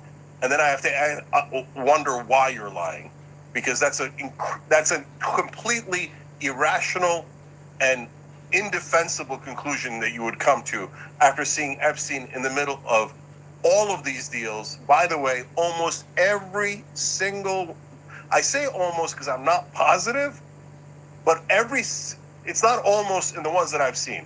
Every single story that I've seen him do some sort of interacting with different countries, doing deals, setting up meetings, were all on behalf of Israel. It's impressive how prolific he managed to be, from where he started to where he ended up to where he's organizing all kinds of meetings with world leaders, how he has targeted every celebrity, anyone literally of any kind of note and significance and relevance to any position of power, right? Whether that's in entertainment or business or in government, he was everywhere. And for the New York Times to publish that piece, and like they said it like it was this big bombshell reporting, they spent so much time and money on it, they had their best reporters on it, they dug through everything, and then that's what they ended up publishing. It's really kind of appalling. And then for Dropsite to come out immediately and be like, how'd you miss all this? You know, like obviously they were leaving out a lot of things in this bombshell piece that they wanted to deliver to the American people. It's really unbelievable. And all of this is happening the same week that we're supposed to get the Epstein files. This feels much, much, much more significant, much bigger than anything that we got from our government, because all we got was a few pictures of Michael Jackson and Bill Clinton that I would have rather not seen, you know? Yeah. If that's what they had to give us, you know, I would have just said, no, thank you. That would have been better. Last two things here. One, we'll put the link in the description box for the Dropsite news story so you can read it yourself. And two, one of our members just wrote in on tyt.com, put that away and wrote in, I predict Maxwell will be taking a ride on Adelson jet very soon. So why? Because Robert Maxwell is involved in these stories. Robert Maxwell is Ghislaine Maxwell's dad, and Robert Maxwell is the most legendary Mossad spy of all time. He's the one that stole our nuclear secrets. By the way, I mean, I'm never going to stop saying this because I find it to be the most remarkable thing I've ever heard. He stole our nuclear secrets, and we decided not to arrest him because it would be an international incident that would embarrass the Israelis. Yeah, if you steal our nuclear secrets, embarrass is the least you should be. So our government protecting Israel at every turn, in the most outrageous ways, whether they're doing a deal with us in Iran-Contra, now that I get why they're protecting, CIA protects them because they were involved in that complicit plan, in that illicit plan. But by the way, that plan was illegal, and the people who did it at the CIA should have been arrested, let alone the Israelis and the Iranians. Okay, but also in deals that, in situations where it massively hurts us. I'm trying to prevent people from getting nukes is one of the most important things that we do, because the more countries that have nukes, the more unstable the world becomes, and the greater the danger for all of us. Israel steals that from us, and we're like, thank you, sir, may we have another. And we've given them over $300 billion for no reason at all. All they ever do is spy and steal. And it looks like either Mossad or CIA or both unleashed this plague of Jeffrey Epstein upon us. And they did it knowing that they were going to molest and rape underage American girls here for their intelligence benefit. Nah, our government doesn't represent us at all. We need somebody to represent us desperately to get our government back. Mm-hmm. And just one quick thing before we break. Trump just gave that insane address to the American people on Wednesday where he yelled at us for 20 minutes. It was very bizarre. But in that speech, he said, look at all these things that I've done for Israel. And he said, look, I had to write it down. I had to take notes on it because I've done so much for Israel. Read the room. No, the American people on both sides of the aisle wildly oppose American involvement in Israel. At this point, though, how do we even detangle ourselves from them? The U.S. and Israel, we are the same. We are their arm. We are their muscle. They're the little guy. We're the big guy with the muscles. They're the, it's a whole thing. And Trump and the Republicans are still pushing this narrative that we need to support Israel and look at all these things. He's the America First president. The people voted for him because he was the America First president, and he said that. That's how he branded himself, and yet here he is doing the thing that even his own supporters would rather him not do. And then everything coming out now with the Epstein files. Epstein is another issue that Trump voters feel very, very passionate about. Or at least they did. I think they've kind of mellowed out a little bit on that because of, just the way everything has been handled.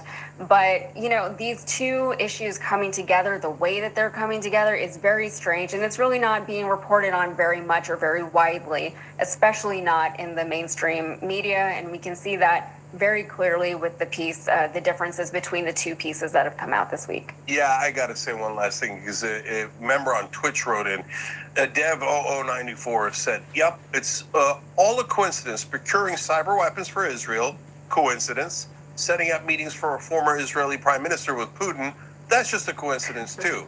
And we could list 10, 12 more coincidences. Guys, this is why I get so frustrated with the media. So the government is obviously somehow complicit in this. That's why they desperately covered it up under Republican and Democratic administrations. But the media has no excuse. Breaking a story about how the CIA was involved with Epstein, as an example, would be spectacular. It would be the biggest story that's ever happened. Breaking a story about how, if it was Mossad, same thing. But whenever it gets to Mossad or Israel, the press, unanimously, I don't mean independent press like Lever, Dropsite News, Guardian, Us, etc. I mean traditional media are unified in not covering this angle. That is bizarre. It's the weirdest thing I have ever seen. So what is going inside these news organizations where they're like, oh, it's super obvious that Epstein was working with Israel somehow? Obviously. There's like a million connections. They're like, nope, won't cover it, won't cover it, won't cover it. Okay, well then you guys are useless. You're not journalists. In fact, your job is to cover up the news, not to reveal the news. If you're not covering this, the biggest story, one of the biggest stories of our lifetimes, and you're not connecting that dot, no, you guys are the worst. They're anti-news. Their job is to do marketing for the most corrupt people in our governments and to make sure that American people never find out the real news. Epstein was definitely connected to Israel. The prime minister is sitting at his place 30 different times. Israeli spies are coming in and out of his building. He's trying to get building his house. He's trying to get us to bomb Syria. He's trying to get America to bomb Iran. In the emails, he's constantly talking about what else can we do to help Israel? What else can we do to help Israel? I'm trying to help Israel. Israel. Oh, here's the Israeli spy. Here's the Israeli prime minister. And getting cyber weapons for Israel. How is this complicated? So, okay, I guess every national media reporter that works for these, now I'm going to start calling corrupt traditional media, has decided to bury the most relevant part of this story on behalf of a foreign government. And how that works, I don't know. If you told me before, like that a memo was passed around and they get together and decide not to cover this, I would have said that's crazy. No way they do that. But they're all doing it at the same time. Now I'm wondering, like, are they literally in on it? And if you don't know the history of these traditional media outlets, have they worked with the CIA before? Yes, that is very well documented. New York Times, Time Magazine, all of these traditional media outlets, the CIA would often feed them propaganda before we would do coup against the government. It was part of the coup that these papers would smear anyone representing their own people so the CIA could get rid of them. Are they still having that role? I don't know. Because the more they cover this up, and every day that the New York Times, Washington Post, ABC, CNN, all these guys cover up this story, is another day we begin to wonder, who the hell are they working for? Absolutely. And has our entire news operation in this country been all about propaganda to deceive you all your entire lives? Yeah. To paint a picture that isn't real at all. None of this message has been real. That's how far this goes. Yeah. Because there's no question that that now Epstein's part of intelligence, and almost every mate, and to make sure that American people never find out the real news. Epstein was definitely connected to Israel. The prime minister is sitting at his place 30 different times. Israeli spies are coming in and out of his building. He's trying to get building his house. He's trying to get us to bomb Syria. He's trying to get America to bomb Iran. In the emails, he's constantly talking about what else can we do to help Israel? What else can we do to help Israel? I'm trying to help Israel. Israel. Oh, here's the Israeli spy. Here's the Israeli prime minister. And getting cyber weapons for Israel. How is this complicated? So, okay, I guess every national media reporter that works for these, now I'm going to start calling corrupt traditional media, has decided to bury the most relevant part of this story on behalf of a foreign government. That's why it's a possibility that Epstein is still alive. If you told me before, like that a memo was passed around and they get together and decide not to cover this, I would have said that's crazy. No way they do that. But they're all doing it at the same time. Now I'm wondering, like, are they literally in on it? And if you don't know the history of these traditional media outlets, have they worked with the CIA before? Yes. That is very well documented. New York Times, Time Magazine, all of these traditional media outlets, the CIA would often feed them propaganda. So that guy, before we would do coup against on the government, it was part of the coup that these papers he bumped would into it by mistake, representing their own people, so the CIA. Can y'all hear me? That guy that Candace had on her show last Friday, that bumped into the secret tunnel for the Sinaloa cartel, and he couldn't talk about it for 25, 30 years. And then they mishandled him, mistreated him, fed him to the cartel, all of that. Because it is intelligence, CIA, military base. They all in cahoots together. The biggest crime, organized crime, CIA. Are they still having that role? I don't know. Because the more they cover this up, and every day that the New York Times, Washington Post, ABC, CNN, all these guys cover up this story, is another day we begin to wonder, who the hell are they working for? And has our entire news operation in this country been all about propaganda to deceive you all your entire lives? To paint a picture that isn't real at all.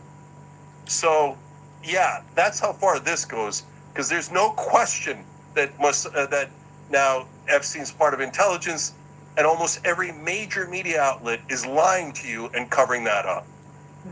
Yeah, and you know, at some point, it has to be acceptable, even the right patriotic thing to do, to question your journalists, right? Now, you have freedom of press, and they're clearly not reporting on a story the way they should be, and it's inexcusable at this point, right? There's so much evidence, and they're not even mentioning it, and so many people in this country are still watching, getting the majority of their news from those major cable stations, and so they really are just not hearing about a lot of the things that, you know, we talk about on this show and other shows like ours are discussing. So I do like that we're talking about it, at least. I like that our audience is informed. I like that they're engaged in all of this, and I just wish we could expand that a little bit, or, you know, tell your friends, like ask them, like, have you heard about this?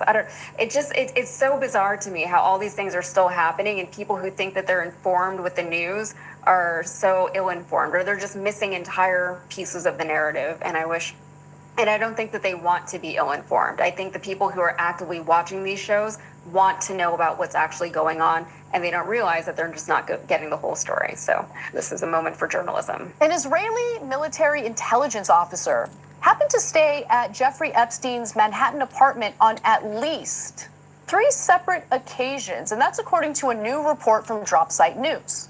Now, Epstein may have even wired money to him, once again raising questions about Epstein's alleged ties to Israeli intelligence networks. Alleged. Now, Dropsite compiled some of the evidence for the story from former Israeli Prime Minister Ehud Barak's hacked emails. So we have that. Super interesting. In addition to Epstein's personal schedules, which were in fact released by the House Oversight Committee just last month.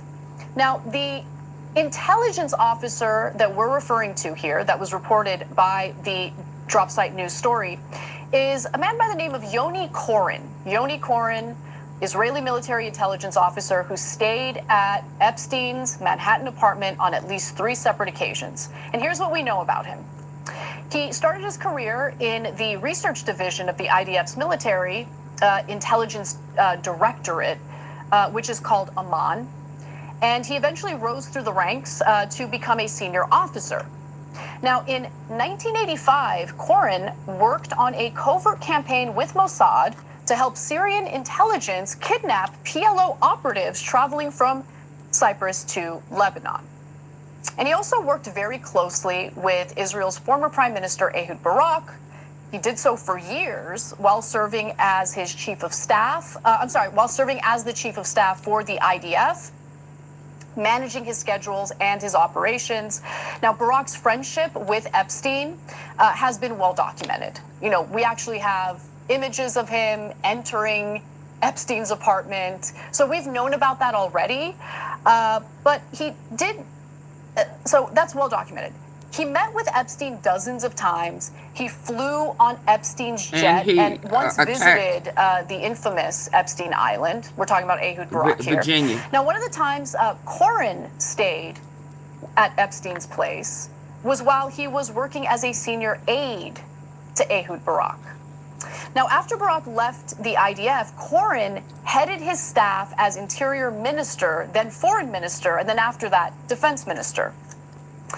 And the details here are super interesting. After Barak's retirement, Koren was a covert fixer in Washington who enjoyed special access to senior national security figures, I'm sure he did, including Leon Panetta and his senior advisor, Jeremy Bash.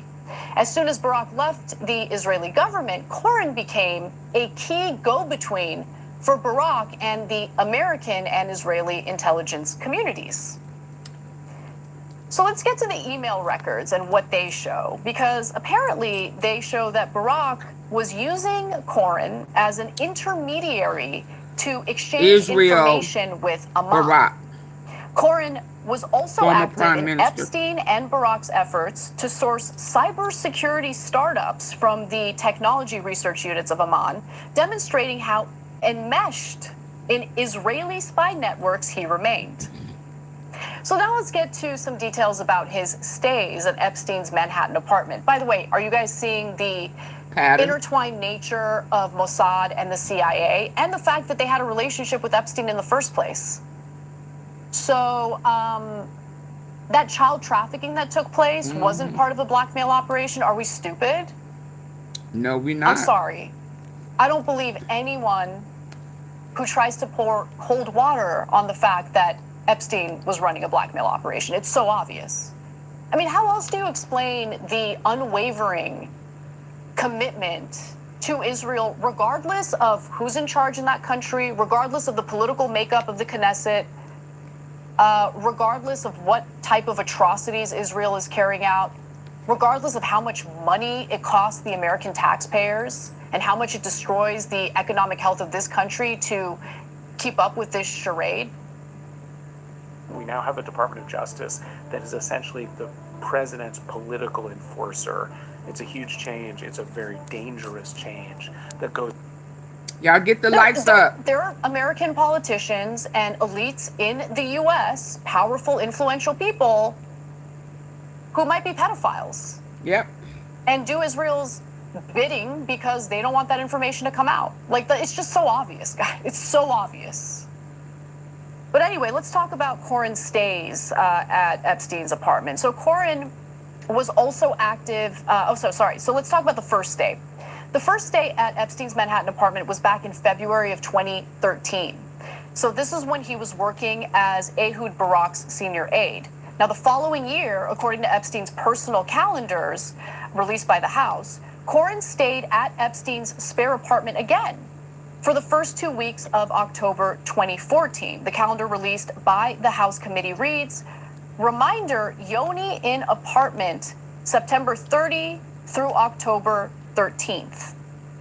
And then in the weeks preceding his stay at Epstein's apartment, Koren maintained contact with spies in Amman, despite his supposed status as a private citizen. And then there was his third stay that we know of. There might be more, but in terms of the reporting we're seeing from Drop Site News, they were able to identify 3 separate occasions. Let's talk about the third one.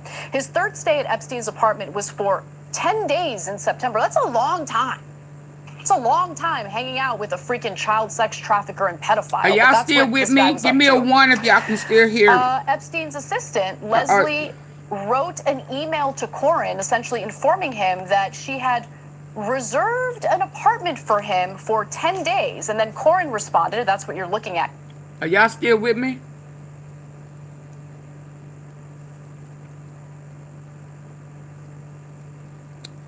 I need for y'all to double tap the screen or give me a 1 or thumbs up. Give me something. Let me know y'all still with me.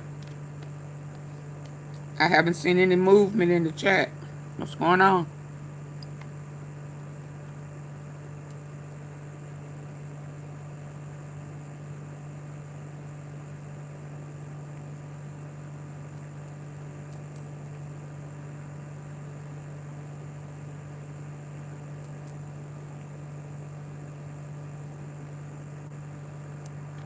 Oh, okay. Let's go. Here with thanks a lot. Send my regards and thanks to Jeffrey. Obviously, he's referring to Jeffrey Epstein there. Now, during all 3 of his stays in Epstein's Manhattan apartment, Corin appeared to be conducting official or unofficial business on behalf of Ehud Barak. So let's talk a little bit about Ehud Barak.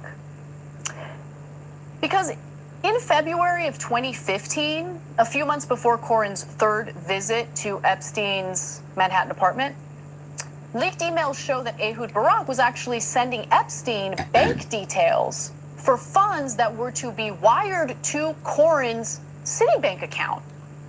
We have the evidence right here. Let's take a quick look at that. There it is. That's the email. Obviously, the account numbers and all that have been redacted. But it's from Ehud Barak to Jeffrey Epstein. Hi, Jeff. That's the info. Then you have the account number. DropSite could not determine the purpose of the wire transfer or confirm whether or not the funds were successfully sent to Corin. All we know right now is that a former prime minister of Israel got into contact with Jeffrey Epstein to provide bank account details of an Israeli spy so Epstein can wire money to this individual. Okay.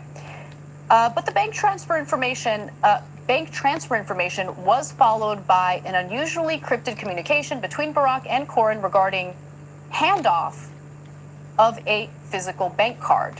The two had a pretty good reason to communicate in coded language because documents leaked by Edward Snowden just over a year prior revealed that the 2 men were major counterintelligence targets for the United States, and the NSA had been snooping on their messages. Did they know? I mean, did our intelligence community know that they were spying on an Israeli? Like, you don't do that. They get to do whatever they want, including here on U.S. soil. With a disgusting, disgraced child sex trafficker and pedophile. So this is DropSite's 4th installment in its series about Jeffrey Epstein and his ties to Israel. So far, they've exposed quite a bit, including Epstein's role in brokering a security agreement between Israel and Mongolia. They've also identified Epstein's effort to set up a back channel between Israel and Russia during the Syrian civil war. And they also showed Epstein's role as a key facilitator of a security agreement between Israel and the West African nation, and a West African nation that I'm not going to try to pronounce because I'm going to mispronounce it. And their reporting throws a wrench in the government's official line that Epstein had no foreign or domestic intelligence ties, obviously. Like, who would believe our government on this issue in particular? I wouldn't. I wouldn't at all. They're either being blackmailed or bribed, and they're not telling us the truth. Our media launders Israel's reputation. Our media lies to the American people about what Israel's actually up to. Why would we believe for a second that our government, which has been in bed with the Israelis, would ever tell us the truth about a guy who was very likely running a blackmail operation and his ties to the Israelis? Because guess what? That wouldn't be a good look, right? It wouldn't be a good look for Israel, and certainly it wouldn't be a good look for the United States either, since we're obviously involved in this.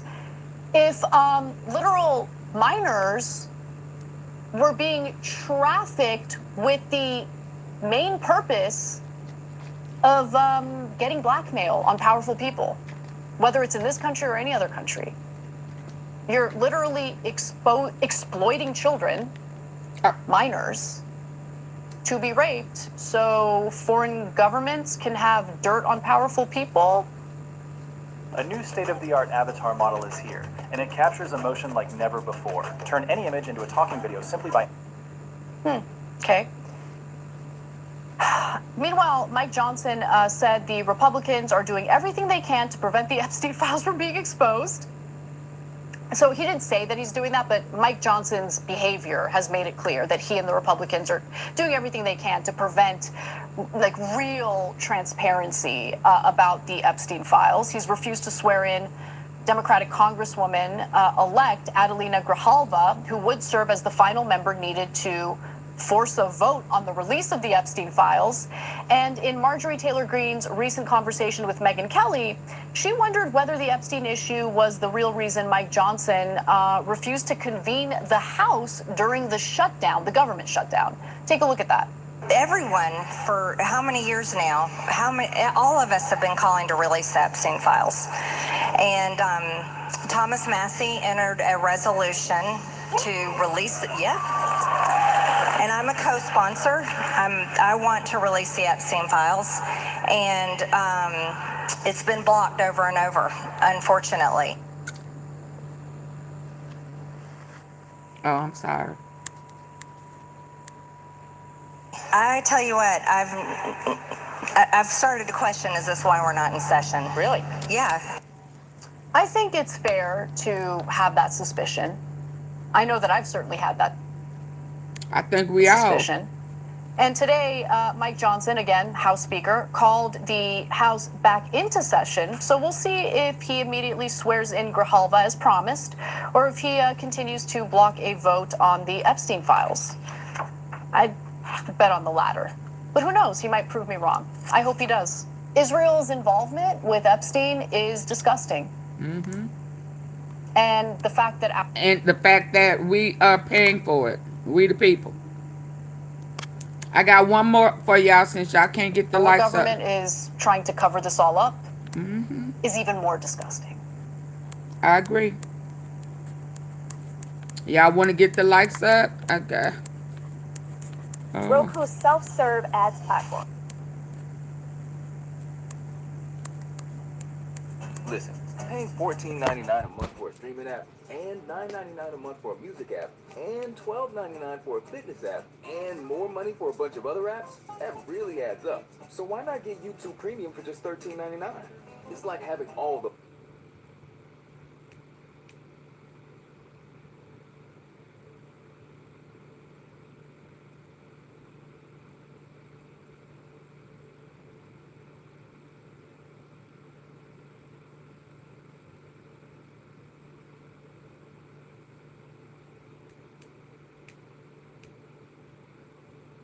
Leaving. The story asks a question. We are anonymous. No faces, no donors, no handlers, no permissions.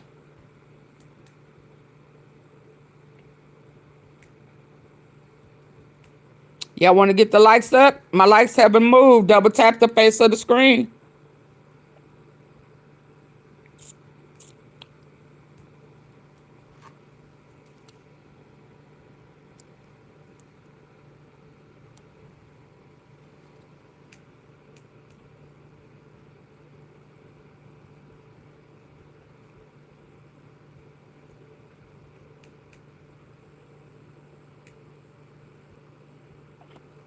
My lights didn't go up but one.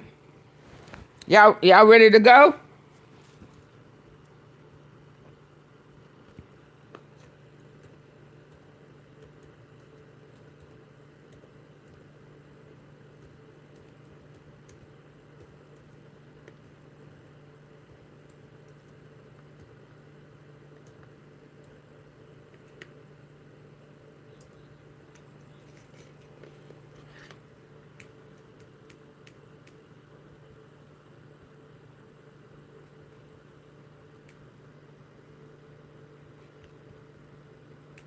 to wake up to your true history, because your quarrel is not with white men, okay? Wake up to who published these books and keeps us warring with one another, Christians versus Christians, right?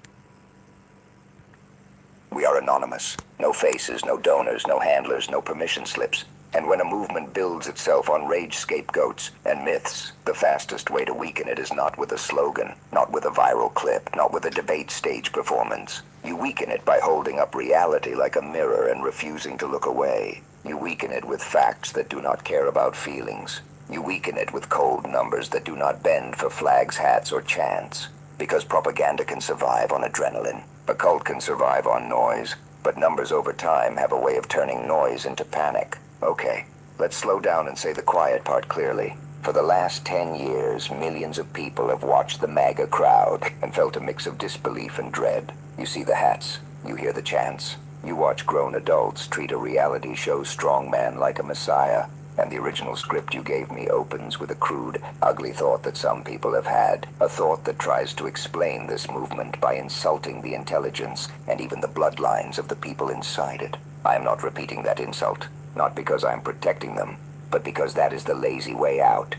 It is a shortcut that makes you feel superior while teaching you nothing about the machine. If you want to defeat a machine, you study how it runs. And the machine is sputtering, because the story says a new poll came out showing Trump's numbers are down again. And not just down, but down in a way that has him scrambling. And every single part of their lives rising, ever climber, and they just don't feel like Kate Baldwin, that they can catch a break.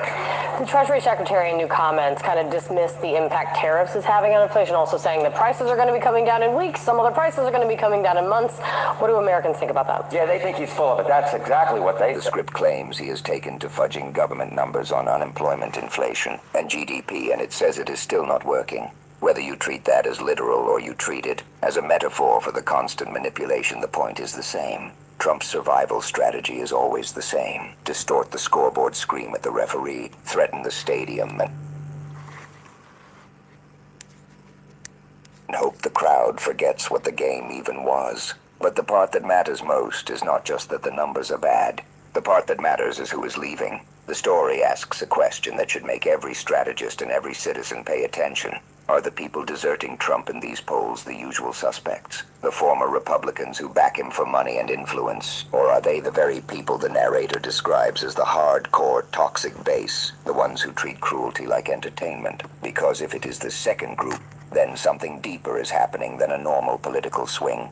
That would mean the cult is cracking from the inside. The script then lays out its framework. It says there are two basic types who support Trump, and they are vastly different yet intertwined, in a way that the narrator describes with deliberately gross imagery like the inside of a body. Again, the point is not elegance. The point is dependency. Type 1 is what the story calls the business predators. People who saw Trump as a tool, a key that opens the cash drawer. They did not love him.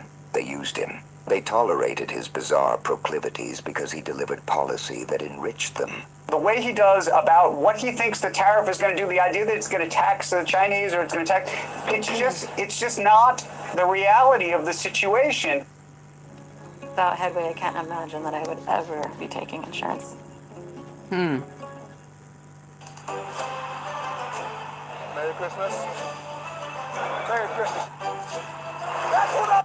The script points to 2017 and says the corporate tax rate dropped from 35% to 21%, calling it a huge cut that starved government infrastructure, defense, and research and development.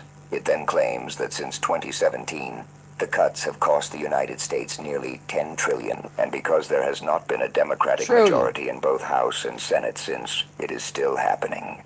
Whether you accept every number in that claim or not, you can understand the moral argument. Billionaires The script points to 2017 and says the corporate tax rate dropped from 35% to 21%, calling it a huge cut that starved government infrastructure defense and research and development. It then claims that since 2017, the cuts have cost the United States nearly $10 trillion, and because there has not been a Democratic majority in both House and Senate since, it is still happening.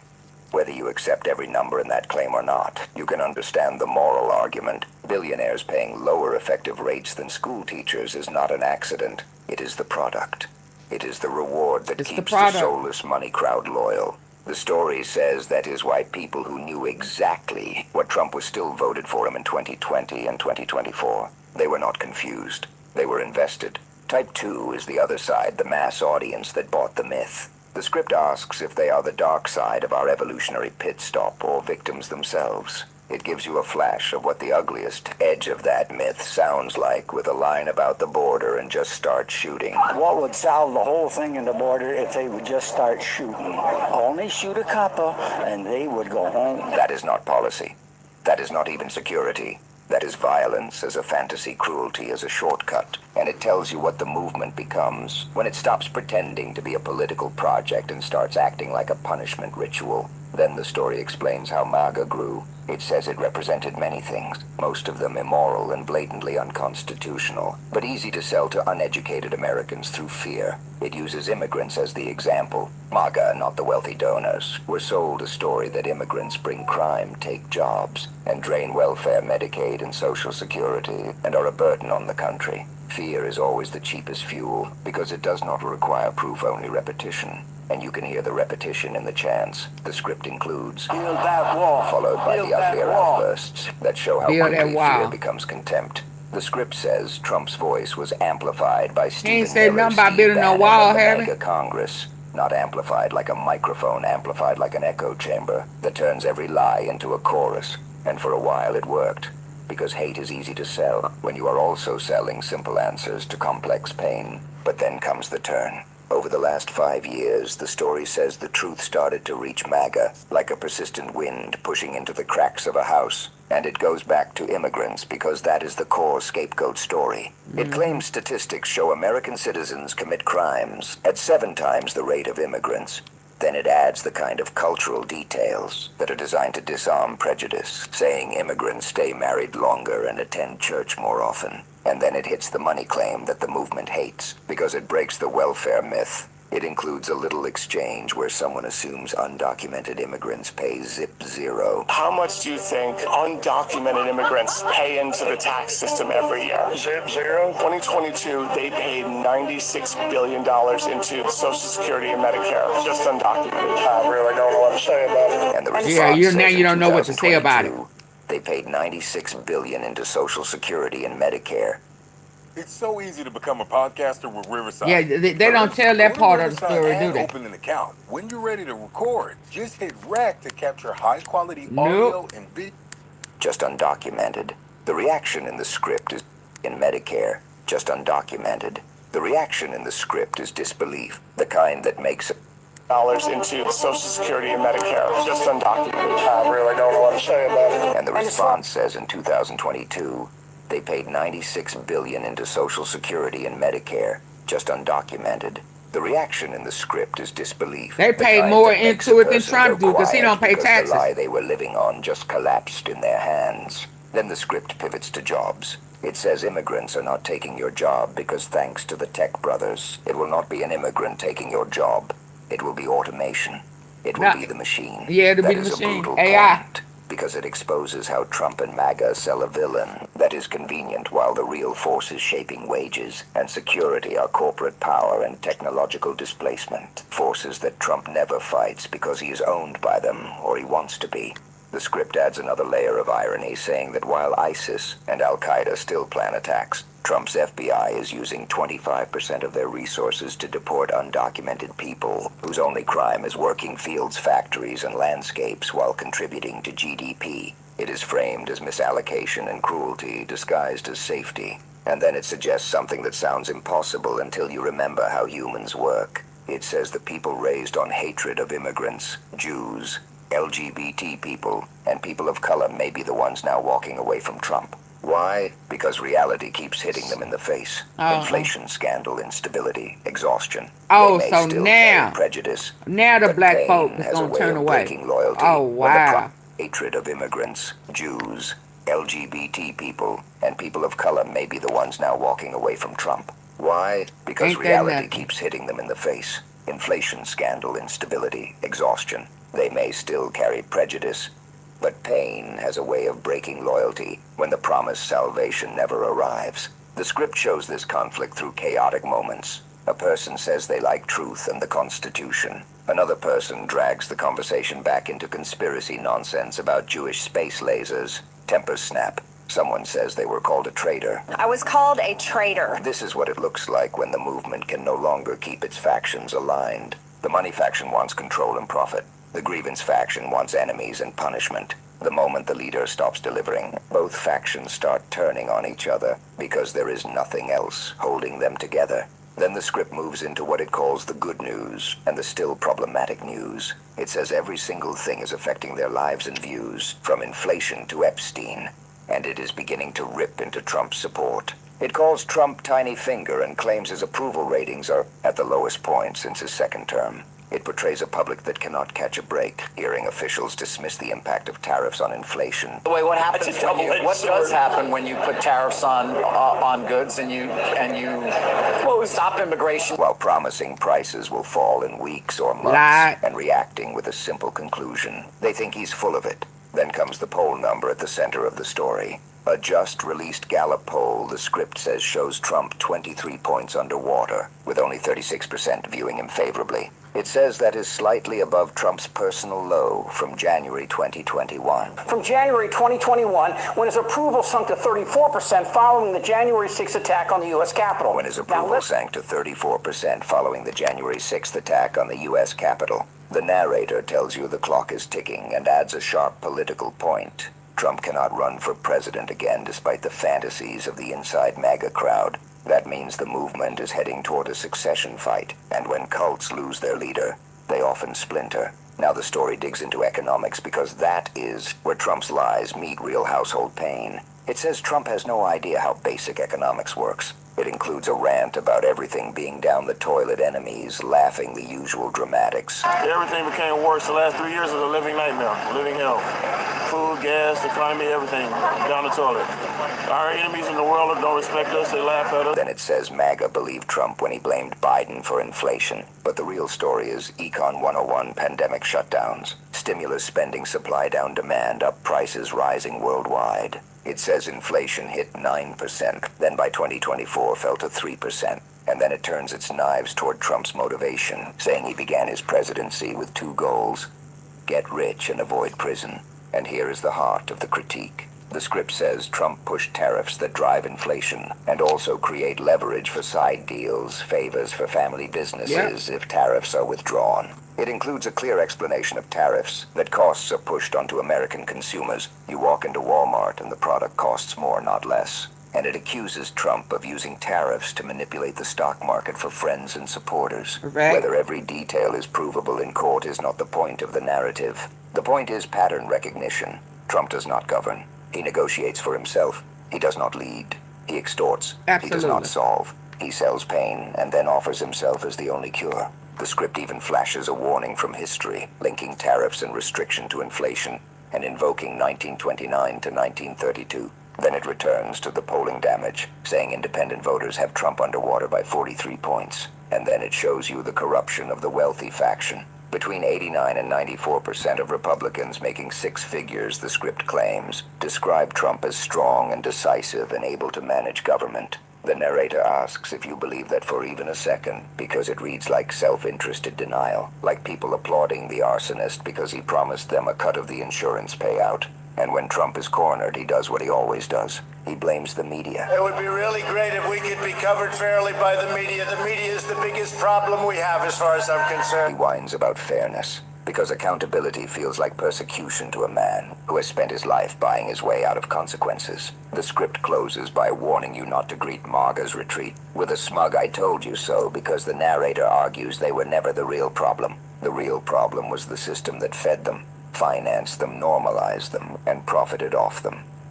And then it ends on one more irony. The same people who cannot explain compound interest or macroeconomics still know exactly who Jeffrey Epstein is and what he represents in their communities. Absolutely. The script suggests that knowledge and anger might be enough to end this thing, and then it hits you with the messy montage of collapse, the lines that sound like a country arguing with itself in real.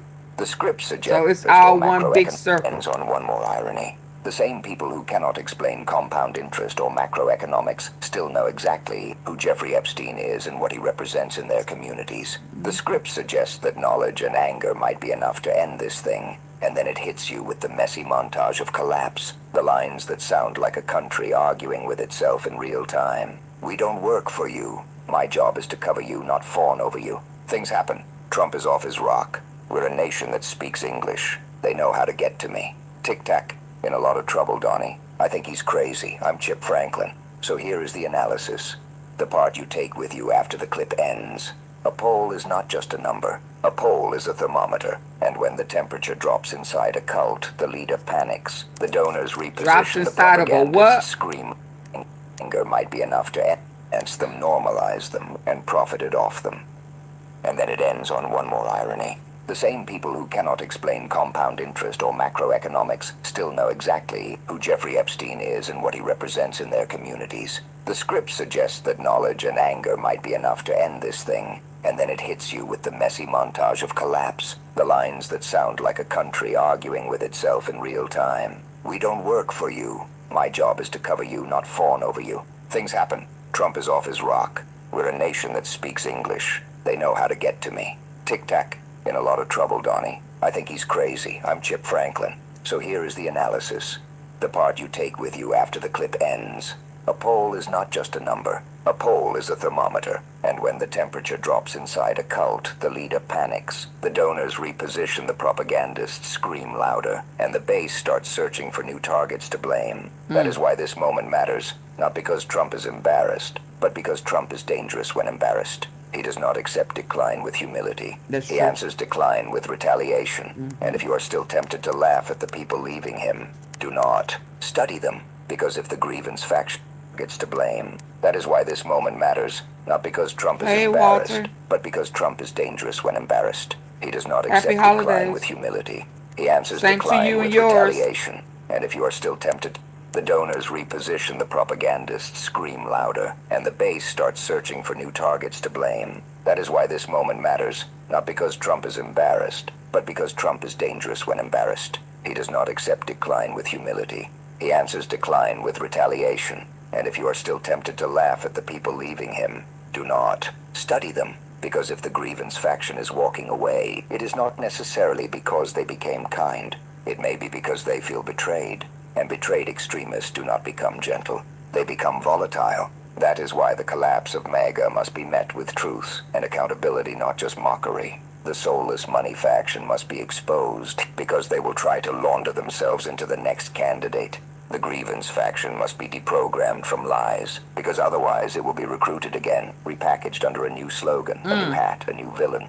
Trump wanted you to believe the country belonged to him. He wanted you to believe the law was optional. He wanted you to believe cruelty was strength and ignorance was authenticity. And now the numbers are telling him what reality has been telling everyone else for years. Finally. You cannot run a nation like a grift forever. Eventually the bill arrives, so do not look away. Do not let the story end with a poll. Share this with someone who still thinks this is... Eventually the bill arrives. Yes, yes, yes, yes, yes. And you gonna have to pay that bill. My.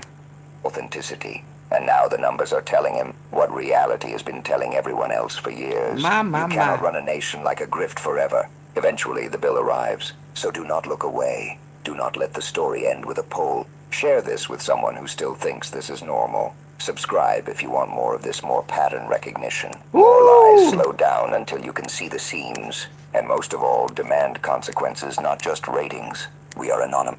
Demand consequences. Now, I thought I saw one more that I wanted to play real quick. Look at this clown right here. Look at this clown. He said, trick or treat, trick or treat, trick or treat, smell my feet. Funky face. Funky face.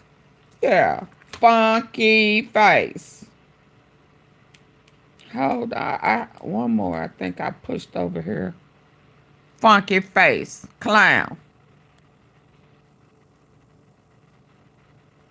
Right here. I can't wait till that bill come and you gonna have to pay because you ain't gonna have, or they gonna collect. Absolutely. Oh, right here. Hold on. This is what we gonna end on. Y'all get the likes up. Double tap the face. Hit this red nose. Double tap the face of your phone.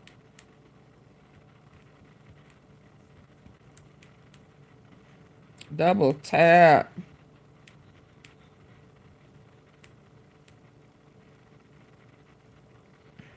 Let me see.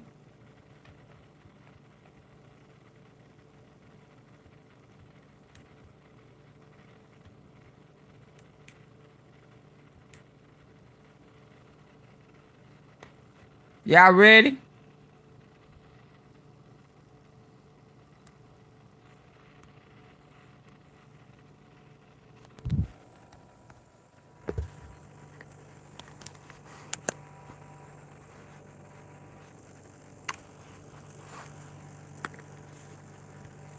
You know what's interesting about assassination? Well, not only does it change those popularity polls in a big fucking hurry. Yep. Wait, what? You know what's interesting about assassination? Well, not only does it change those popularity polls in a big fucking hurry.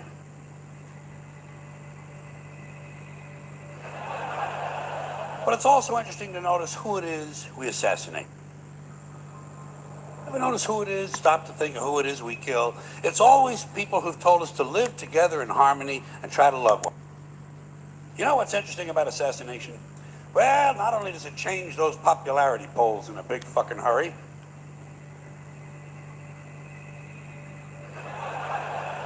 But it's also interesting to notice who it is we assassinate. Ever notice who it is? Stop to think of who it is we kill. It's always people who've told us to live together in harmony and try to love one another. Somewhere we must discover. Are y'all paying attention? You know what's interesting about assassination? Well, not only does it change those popularity polls in a big fucking hurry.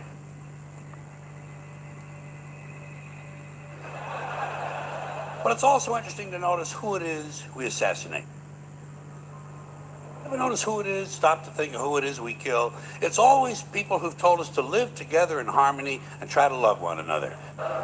Somewhere we must discover the world over. And we must learn to live together as brothers, or we will all perish together as fools. Jesus, Gandhi, Lincoln, John Kennedy, Bobby Kennedy, Martin Luther King, Medgar Evers, Malcolm X, John Lennon, they all said, try to live together peacefully. Well, how did he get in there though? But it's also interesting to notice who it is we assassinate. Ever notice who it is? Stop to think of who it is we kill. It's always people who've told us to live together in harmony and try to love one another. Somewhere we must discover the world over. And we must learn to live together as brothers, or we will all perish together as fools. Jesus, Gandhi, Lincoln, John Kennedy, Bobby Kennedy, Martin Luther King, Medgar Evers, Malcolm X, John Lennon, they all said, try to live together. Oh yeah, it's the New World Order. I tried to tell somebody that today. They all said, try to live together peacefully. Bam! Right in the fucking head. Hopefully they put a stop to on it. my pilgrimage to Mecca, I could see then that there are many white people in this country who will side with the Negro in whatever he has to do to protect himself. But that's a considerable change of opinion in Malcolm X. No, today I'm speaking for myself. Formerly I spoke for Elijah Muhammad.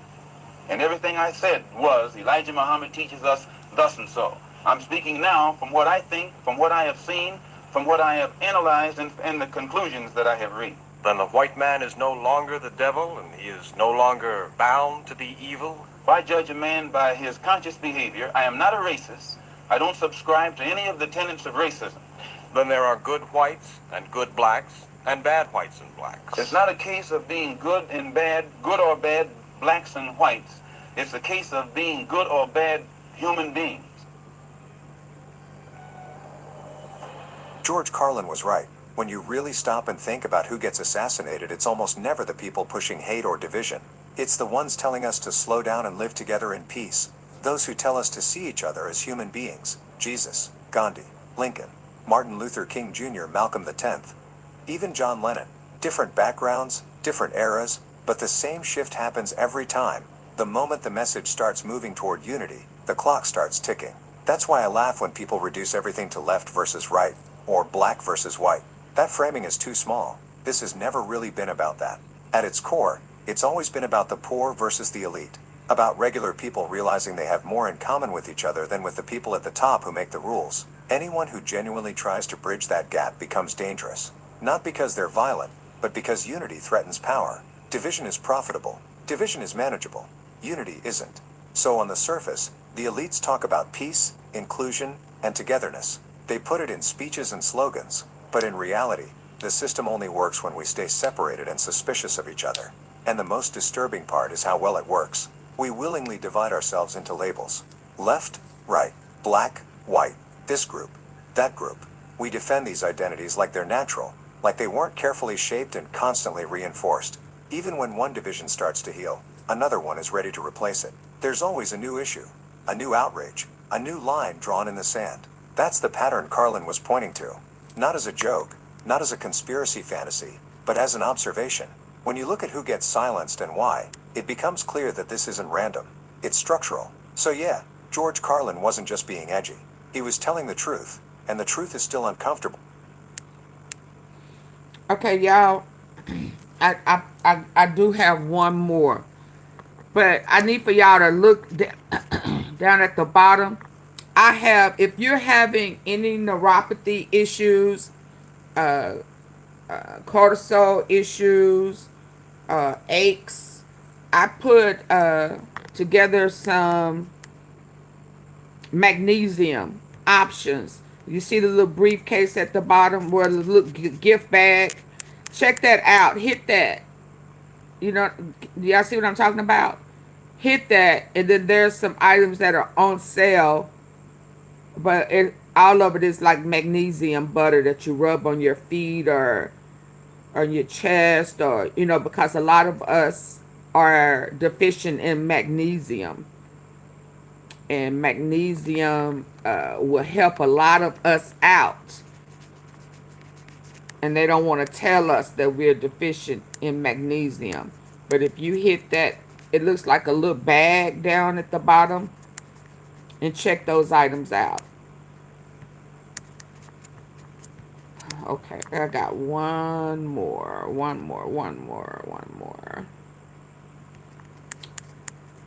Now, I need y'all to get the likes up. Do y'all see the gift bag thing? Do y'all see it down there? At that moment, he stated, okay, I won't do it again, and gave a thumb. I got, hold on. Let me show y'all. I got my spray. Let me see. I meant to show y'all the other day. I'm trying the magnesium spray. I think I like the texture of the butter better than I like the but I'm trying this right now.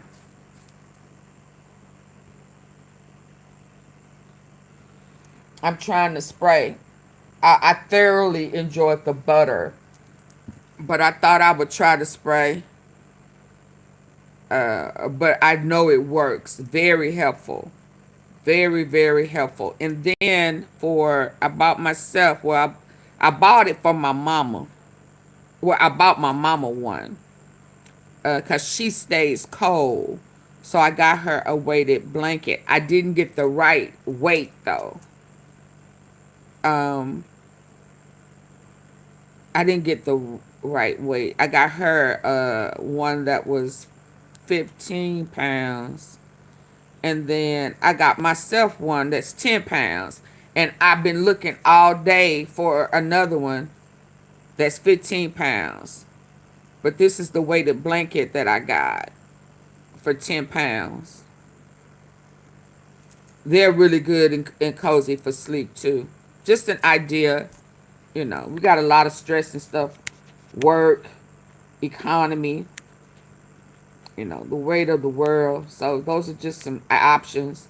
And because they really are trying to unalive us with food and stuff and medicine, you know, we need to get some natural supplements in our bodies where we are deficient.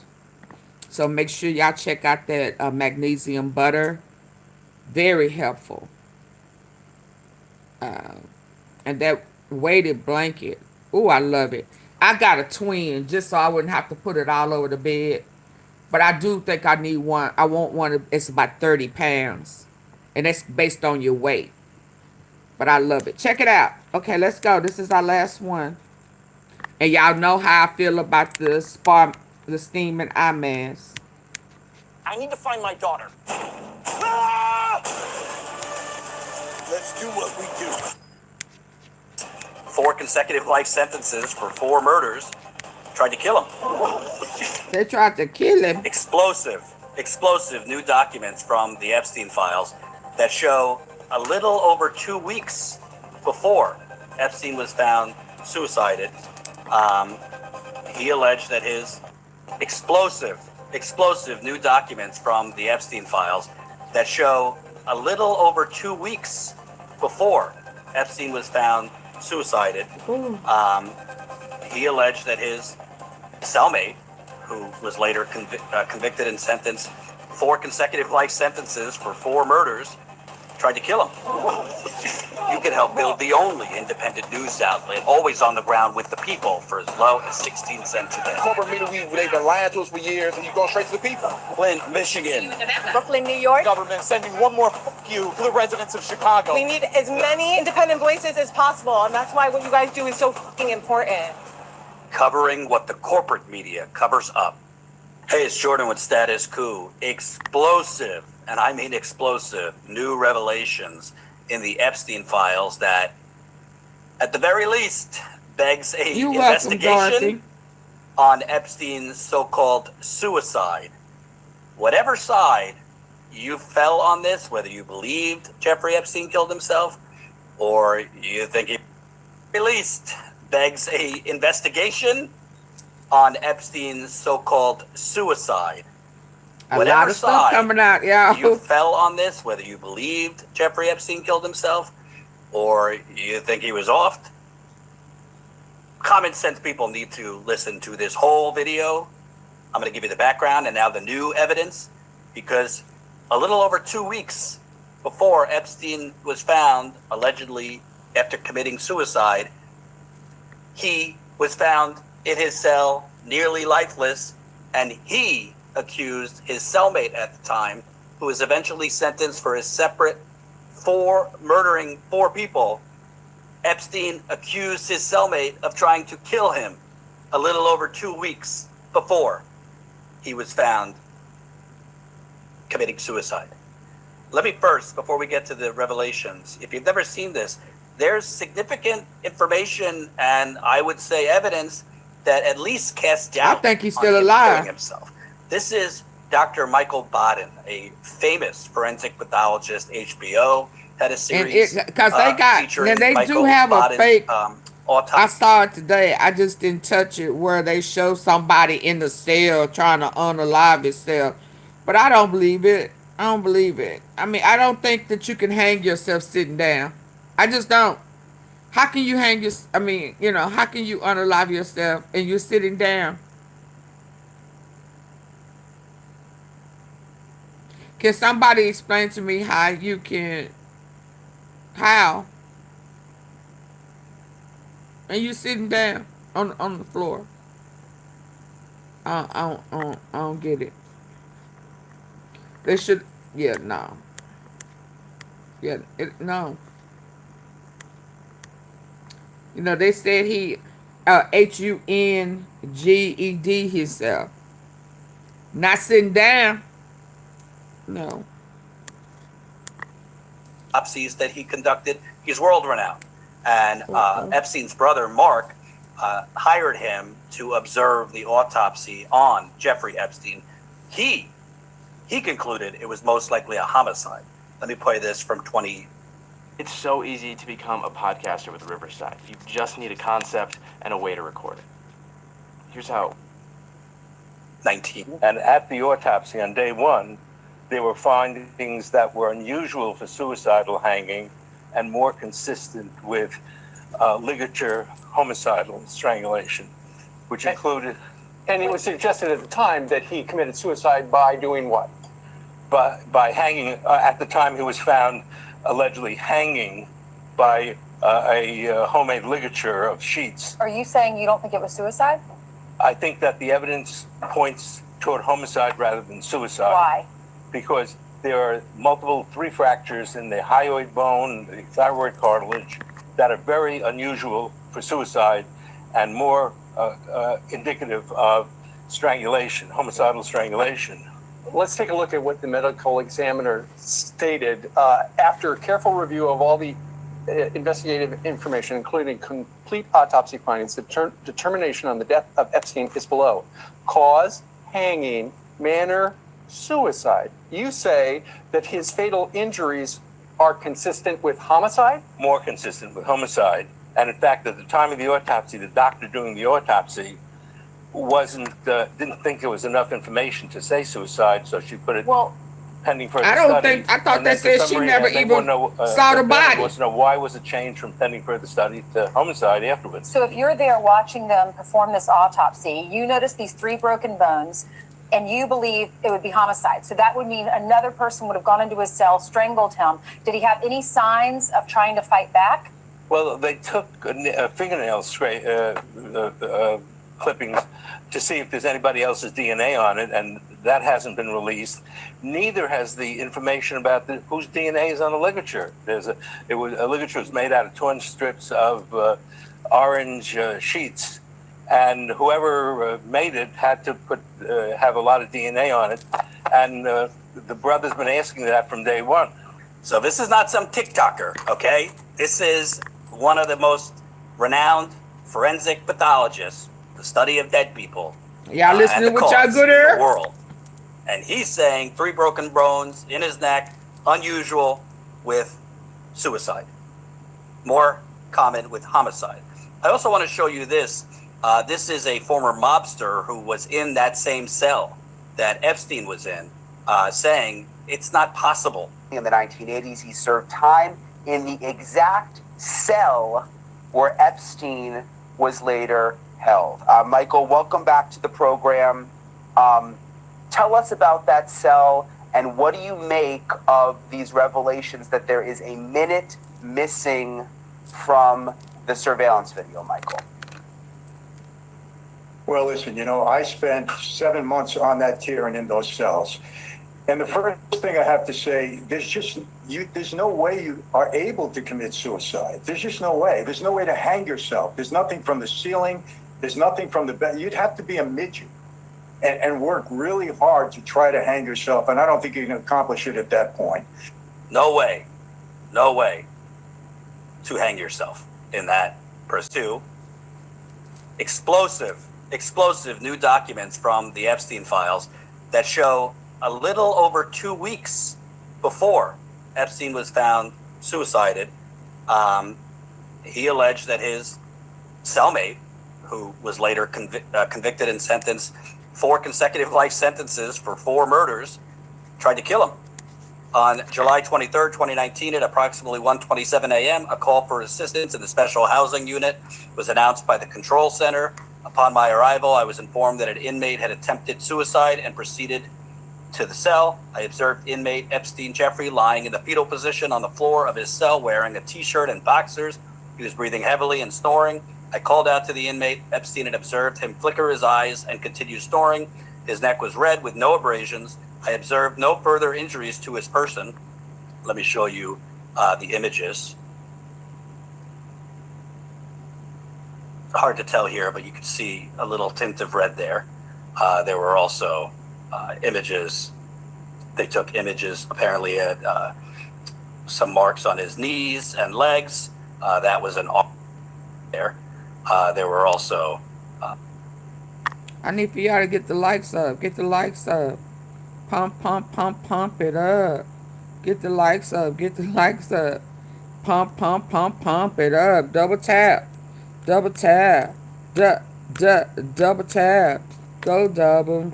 Go tap, tap. Go double. Go tap. Double tap, y'all. Or hit the 3 dots at the top of your computer. If you're on your computer, if you're on your phones, it's free. Again, it don't charge you nothing. It don't cost you nothing. It's free to say thank you for the tea. Thank you for the tea.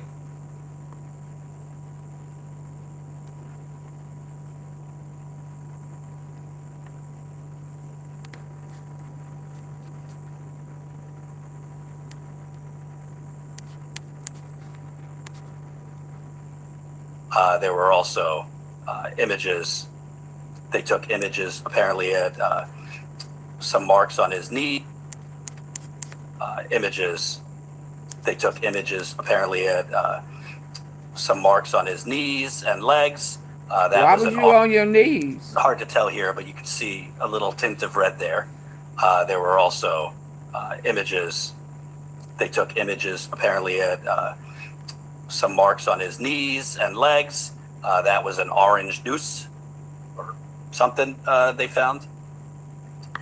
The inmate was placed in hand restraints and staff was directed to retrieve a stretcher.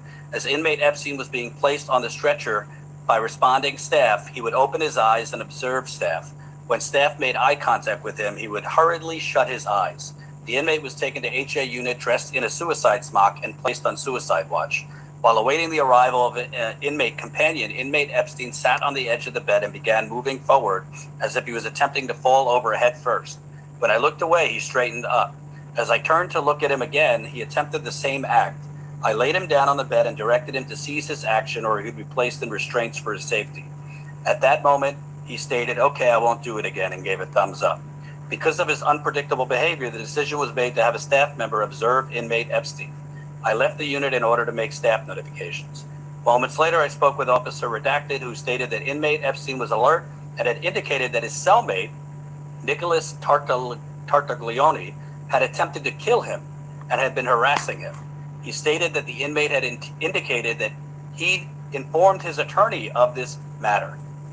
I photographed and spoke with inmate Nicholas Tartaglione, who stated that he was asleep with his headphones on when he felt something hit his legs and said, "Jeff, what are you doing?" He didn't answer, so he got up, turned on the lights, and saw him with a string around his neck. For your information, this inmate, Nicholas Tartaglione, is a former cop, and he was sentenced to life in prison for the murder of 4 men. Was sentenced Monday. This is from 2024.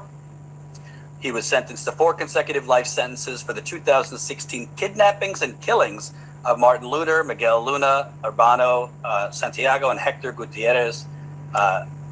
Tartaglione, who was described by Williams as a former police officer turned drug dealer, was convicted in April 2023 of 11 counts of murder, 4 counts of kidnapping resulting in death, 1 count of kidnapping conspiracy, and 1 count of narcotics conspiracy.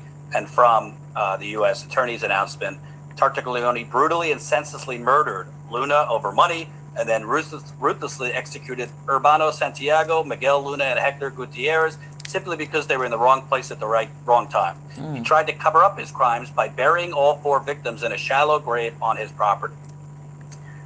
Needless to say, not out of the question that this guy would murder Jeffrey Epstein in his cell. Don't have evidence of it, but let's just say not of the highest moral fiber. And he is in prison for 4 consecutive life sentences. So Epstein, a little over 2 weeks before he was found supposedly had killed himself, accused his cellmate of trying to kill him. We read further. Upon further questioning, inmate Tartaglione stated that he sleeps on the bottom bunk, but gave it to inmate Epstein because he's old. He stated that he sleeps on the floor on a mattress. He stated that when he got up, he couldn't remember if he sat up or stood up to check on Epstein. He stated that Epstein was sitting on the floor, leaning to the side with his eyes open, but he wasn't responding. He stated that the last time he saw him, he was snoring really loud. Inmate Epstein stated that he came in from a legal visit at approximately 8 o'clock, and staff handed him a copy of the Daily News. Nick, his cellmate, was on the floor reading the Daily News. He stated that he had given it to him. He stated that Tartaglione mentioned that he'd been in court all day in Westchester and was carrying on. At that point, inmate Tartaglione paused as if he was making the story up. I'm not going to read the rest, but he basically made a bunch of racist comments about other people in the prison, using the N-word several times. Duty medical, a doctor was notified and briefed. It was determined no further medical attention was needed for Epstein. A medical assessment was not conducted at the time of this incident due to the fact there was no medical staff available after 10 o'clock. Upon the arrival of medical staff, inmate Epstein was examined and treated by MLP redacted for a circular line of arrhythmia at the base of his neck, one section on the front with marks of friction with a small arrhythmia on his left knee. So he is accusing this guy of killing him. This guy says he saw Epstein on the floor with an orange noose around him. So how does he have marks on his knees and other places? I said that, didn't I? If he tried to hang himself? Why, how he got Supposedly, on his that's what the knees? cellmate was trying to say. Doesn't make a lot of sense. Doesn't make a lot of sense. Let me show you this here. This confirms that 18 days before Epstein was found dead, he told prison officials his cellmate tried to kill him. If you're justifiably on suicide watch and want to be dead, do you complain someone's trying to kill you? He wanted to kill himself, but he didn't want to be killed. And Julie Brown of the Miami Herald, who's been incredible breaking much of the Epstein scandal and getting it into the national bloodstream. She responded, "This is true, but then Epstein changed his story and said he didn't remember what really happened. The whole thing smells and was never thoroughly investigated." I would say that's an understatement. Why are we just finding out about this now if it was always slam dunk? He killed himself? Doesn't make a lot of sense, does it? It doesn't sound like somebody that killed himself. Nope. And by the way, they put him on suicide watch, and the psychological assessment after this incident was that he was not suicidal. He had a neutral mood. He had been talking to other prisoners about investment and kind of financial advice. He was eating, he was showering, a little over 2 weeks before he was found suicided. And by the way, his brother, Mark Epstein, swears, and has been public swearing he did not kill himself. And as I did a video on yesterday, Mark Epstein is in the Epstein files. He tipped the FBI, alleging Jeff Epstein was murdered in his jail cell. I have reason to believe he was killed because he was about to name names. I believe President Trump authorized his murder. This was Epstein's brother tipping off the FBI in. Are y'all gonna hit the like button? Further T?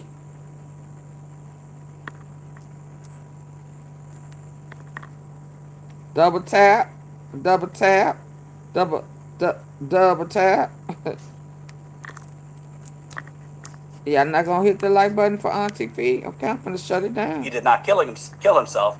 And as I did a video on yesterday, Mark Epstein is in the Epstein files. He tipped the FBI, alleging Jeff Epstein was murdered in his jail cell. I have reason to believe he was killed because he was about to name names. I believe President Trump authorized his murder. This was Epstein's brother tipping off the FBI in 2023. You don't need to be a conspiracy theorist to lay out the facts. One of the world's most infamous and famous forensic pathologists observed the autopsy. He says the injuries are more consistent with homicide. Former mafioso who was in that same cell says there's no way actually structurally to hang yourself. And now you have, over 2 weeks before, Epstein was complaining that his cellmate was trying to kill him. And oh, by the way, Hey, Monica. add to this, can't even make this up, Washington Post, New files show prison officials plan to house Epstein in a cell with Caesar Sayoc, a fanatical supporter of Trump who in 2019 was sentenced to 20 years in prison after he mailed explosive devices to prominent Democrats and media figures. This is who they wanted to. Okay, y'all, I'm finna shut it down. I've been on, how long have I been on here? I've been on here long enough, and it's almost Christmas. It's almost Christmas, and I know some of you open your Christmas. Y'all want another one? I got another one. What we doing? We getting the likes up? Are we getting the likes up? Are we getting the likes up? Oh. I did want to show y'all Christians this. versus Muslims. Hold on, not that. Wake up and learn the true history of slavery. 'Cause that wasn't exactly a hold white. on.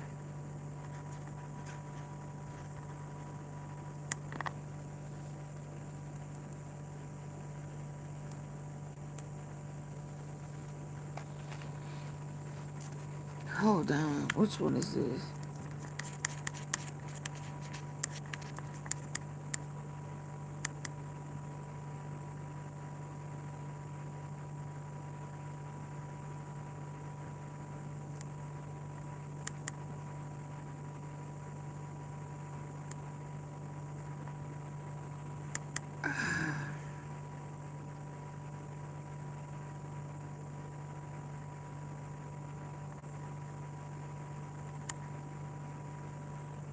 Where is it at?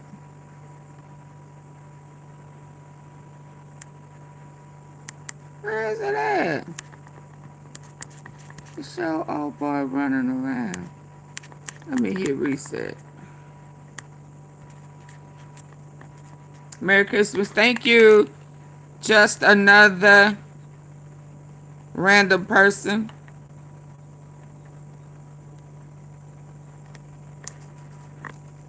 Doctor say, please get the likes up. Where is this one at? I know I put it over here.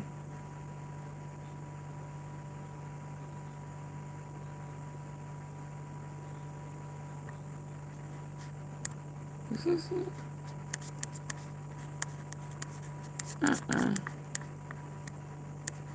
I know I sent myself some stuff today. Hold on.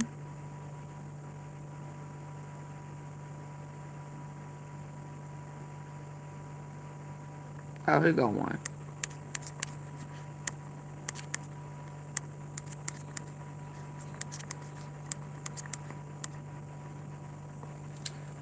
Hold on, y'all want to get the likes up for me?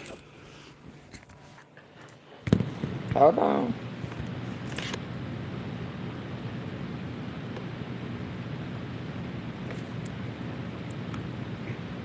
I'm smiling at y'all now.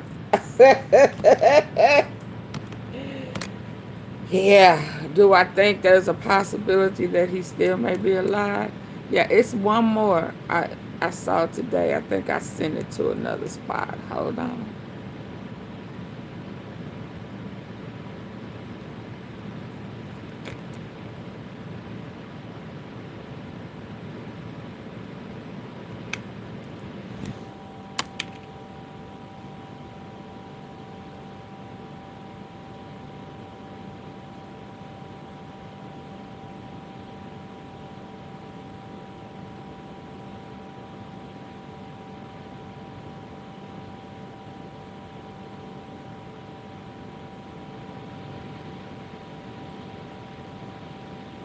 Oh, y'all need to see this one too. Hold on.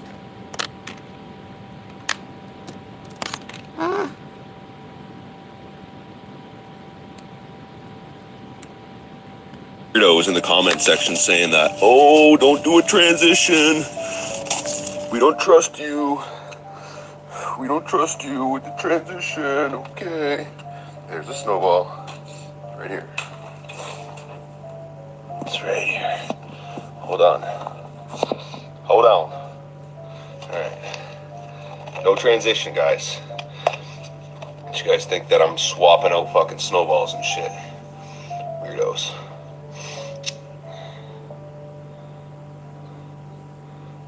Look at that.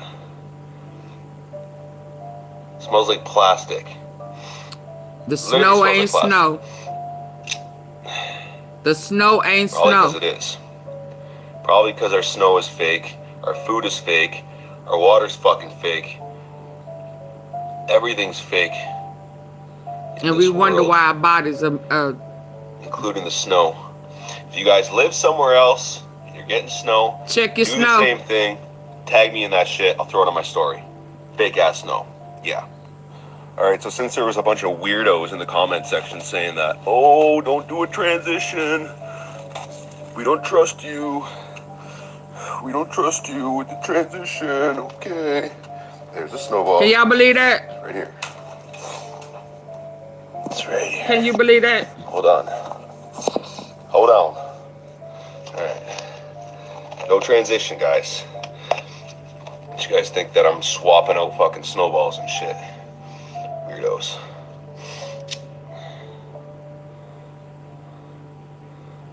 Look at that. Smells like plastic. Literally smells like plastic. Probably because it is. Probably because our snow is fake, our food is fake, our water's fucking fake. Everything's fake in this world. The snow ain't snow. Including the snow. If you guys live somewhere else and you're getting... Hold on. I think I have another one. Yeah. And we wonder why our bodies are falling apart and aching and stuff. And they providing all this fake stuff and fake food. It's just, wow. It's just unbelievable.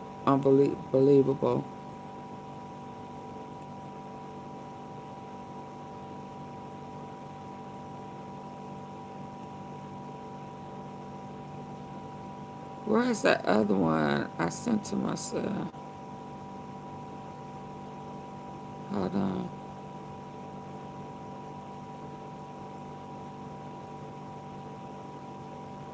I don't know where it's at.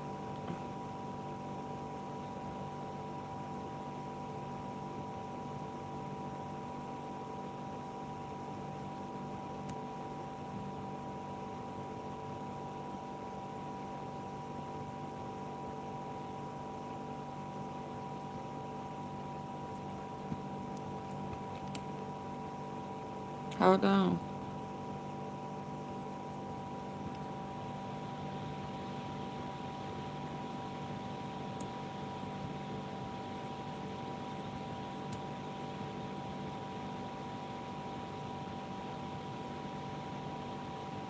Let's do this. Where's the volume?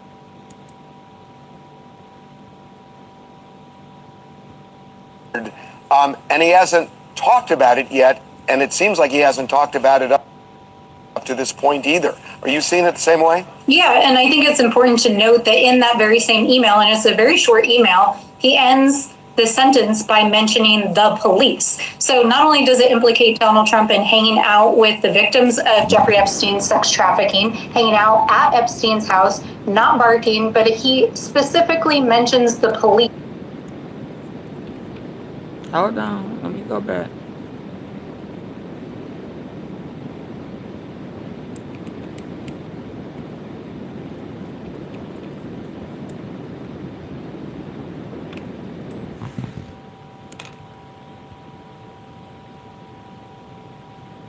Let me go back.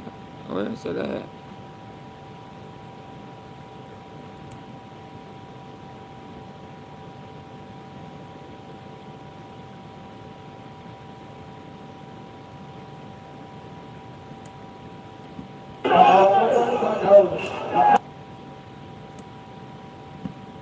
He knows something about shenanigans is Donald Trump. To me, that means he knows something about shenanigans. The president knew something, or the Donald Trump knew something that was untoward, and he hasn't talked about it yet, and it seems like he hasn't talked about it up to this point either. Are you seeing it the same way? Yeah, and I think it's important to note that in that very same email, and it's a very short email, he ends the sentence by mentioning the police. So not only does it implicate Donald Trump in hanging out with the victims of Jeffrey Epstein's sex trafficking, hanging out at Epstein's house, not barking, but he specifically mentions the police.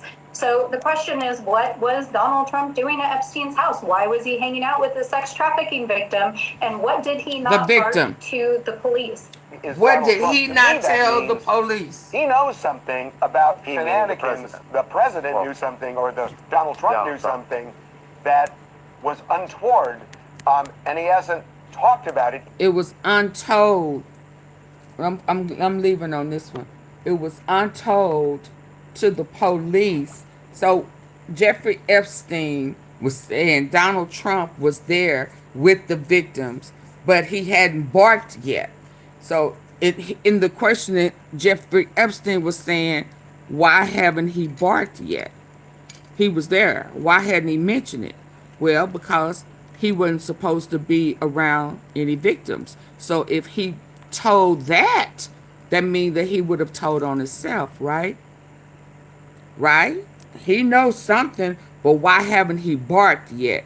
Well, he hasn't barked because if he tell that, now he could tell everything else, but he can't tell that scenario, because telling that scenario would be telling on himself.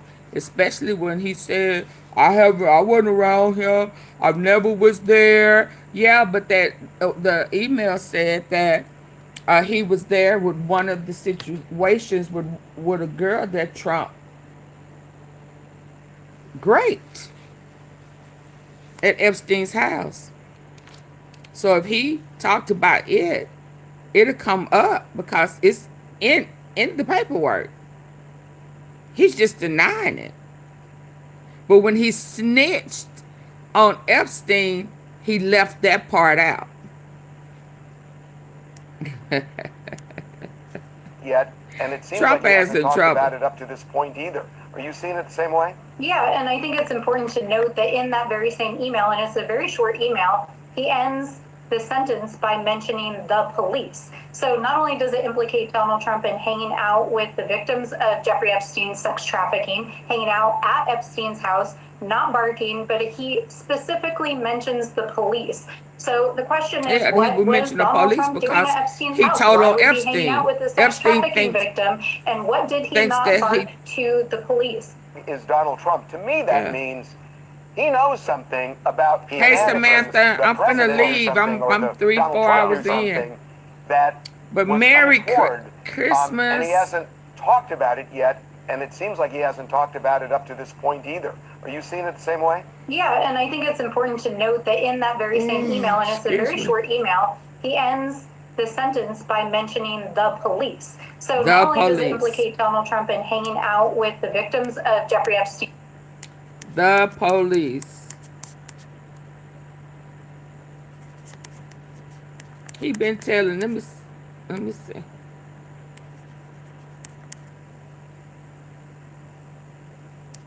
me see if there's anything new that done popped out before I leave. My. Oh no. You go re-brew the tea. Hold on, let me see before I go what done popped out. You know, it always pops out at night. The freaks come out at night. The freaks come out at night. I need to get some honey. The freaks come out. Freaks come out. Let me hit refresh. Oh, excuse me. I'm yawning.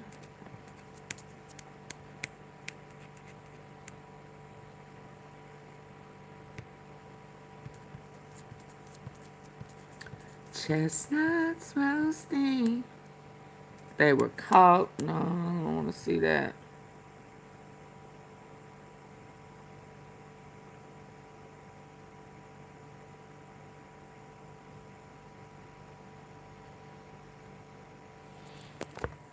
Hold on.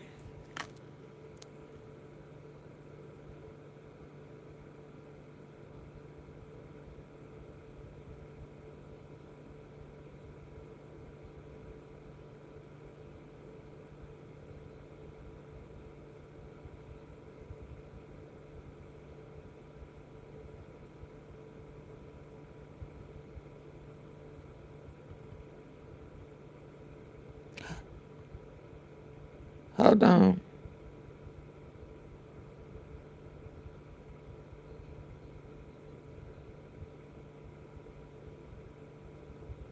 Oh, you lying to me?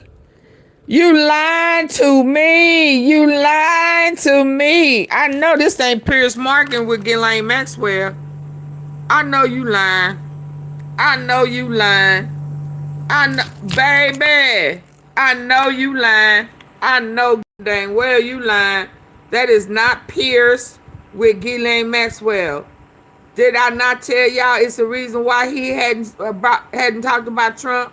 I showed y'all yesterday that his name was mentioned about what 3-4 times. I know you lying. Oh yeah, I gotta watch this. What is this? What is this? What is this? Stop it! Daughter said, "Stop it! Stop the madness!" Huh? Huh? I know you lying. I know you lying. Yeah. Oh, let's see this. Huh? Yeah, we gotta watch this here. I gotta see. Halt the bus. Pause. Pause. Let's.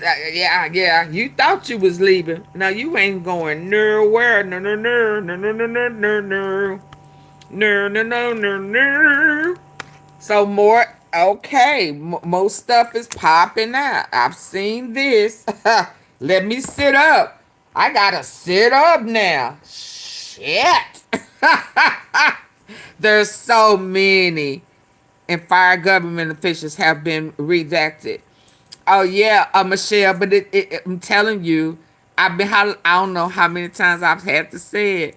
Somebody got it. Somebody got a copy of it. Hey, Illis, all them white men, they can't release. It's coming out though. It's what Donna Ross. I can't hit the note now. I'm coming out. The Epstein file is coming out, baby. It's coming out. It's coming out. They just found a whole million documents. 1 million. Somebody been hiding them. I don't know if it was Bannon. Hold on, I have to get this stuff. Bannon. Hell, it could be Epstein. I don't know. But shit is coming out. Oh, you say you don't know me?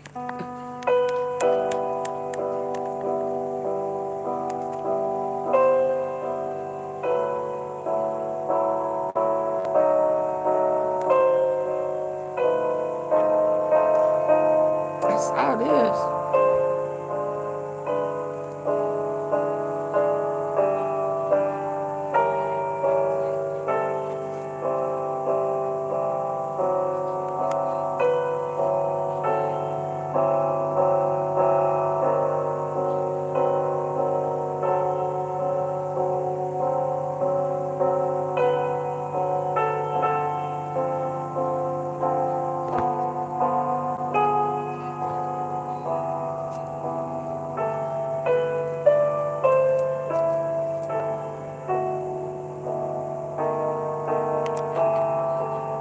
I hate that they mix them in with the ones that they already showed.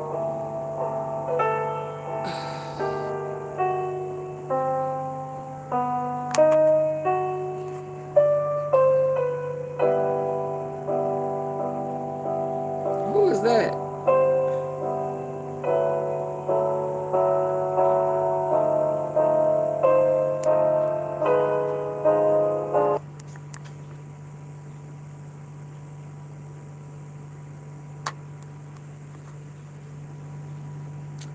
See, that's why you be intentionally not making sense sometime, arguing points that you done made up, act like you can't hear, add to shit.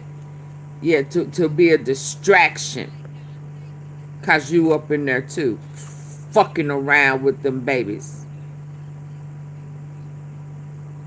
Oh, I do too. He was intelligence.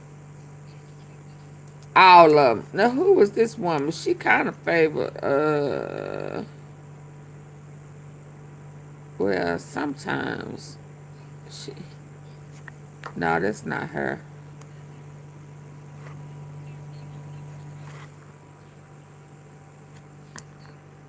Yeah, they all involved.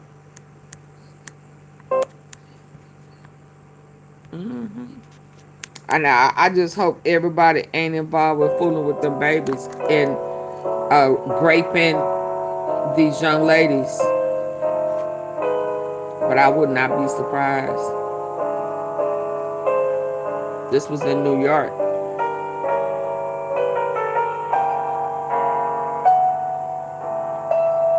Who is this? Oh, Pink Floyd. She all up in all their faces, ain't she? But she was a part of the prostitute squad. Where his little beanie thing at? Don't that cover they bald spot? Track stats while you watch live NFL games with YouTube TV and the NFL Sunday Ticket add-on. Terms and embargoes apply. Yeah, that's Maxwell.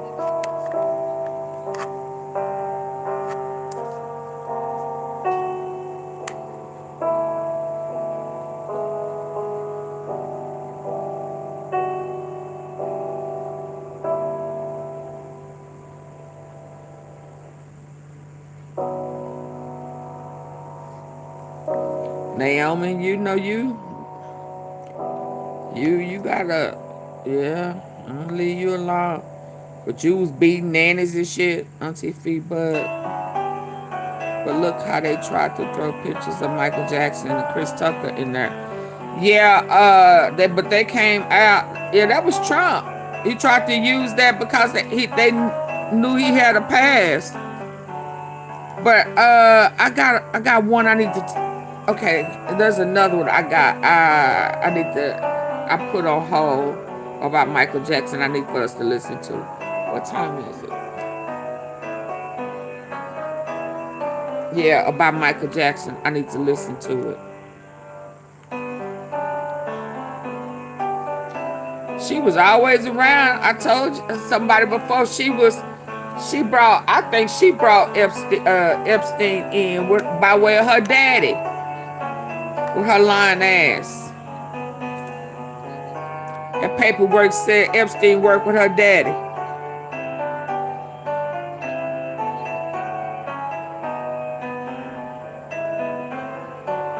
She the front face. Recruiting females and babies.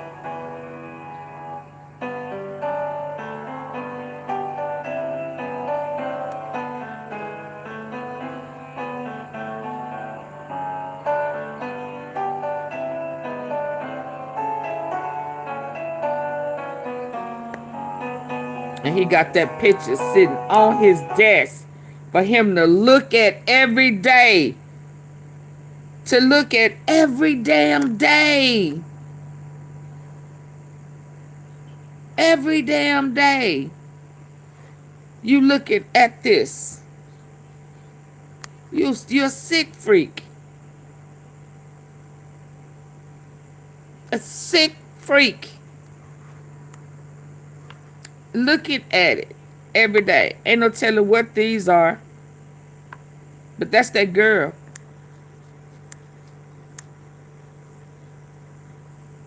I don't like that music.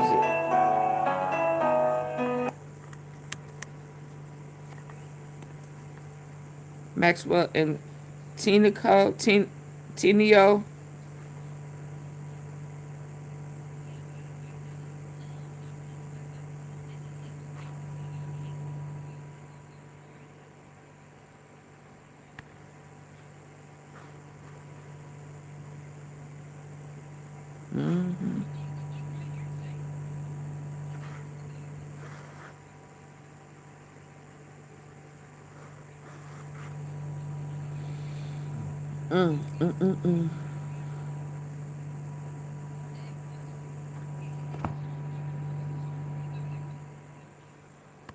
Victoria's Secret fashion.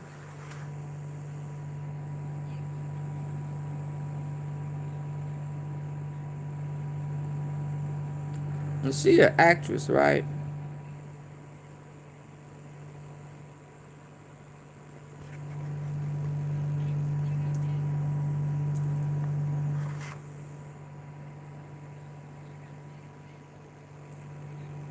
Josh, Sweet Home Alabama. Sweet Home Alabama. Holy.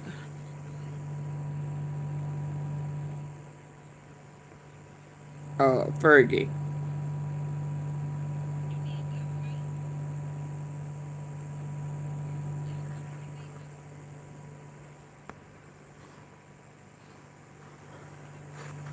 Martha Stewart.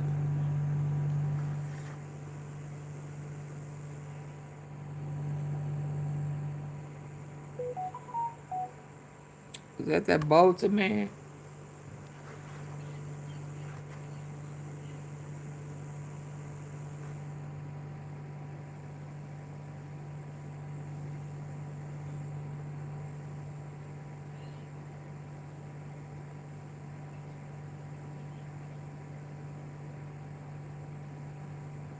Mm-mm. And modeling. Mm-mm.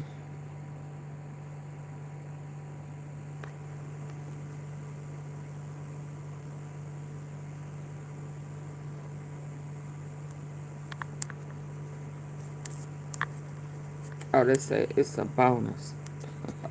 Hold on. What did it say? Additionally, here's more of Epstein's estate that was released. We probably done seen these, but let's go. Yeah, I seen them in the tub.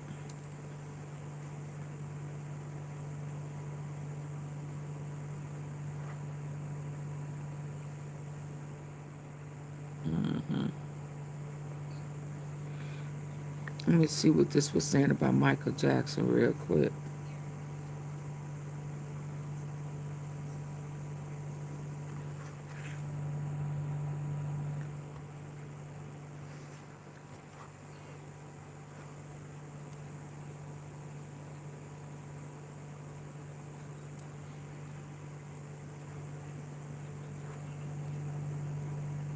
He said he was never on Lolita. He just all type of busted. Lying ass. All type of busted.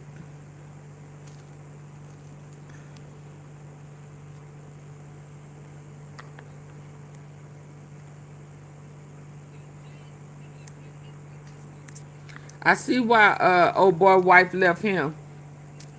He was in love with Epstein and them islands. She said, I'm not trying to compete with you in that shit. And y'all over there playing with kids. Hell no.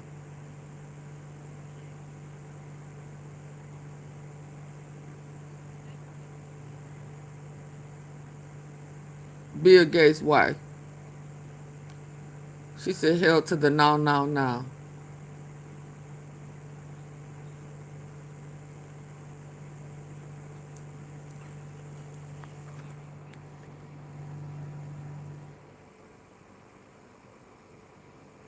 Oh, that little girl was on the wall. Oh, my God.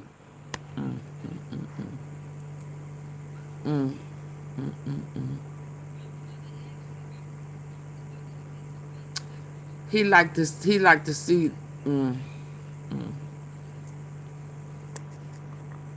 Okay, before we go, let me see what I had put on hold for Michael Jackson. It gave me some reason why he was leaked to it. I wanted to see what it said. Hold on. Let's see where I put it.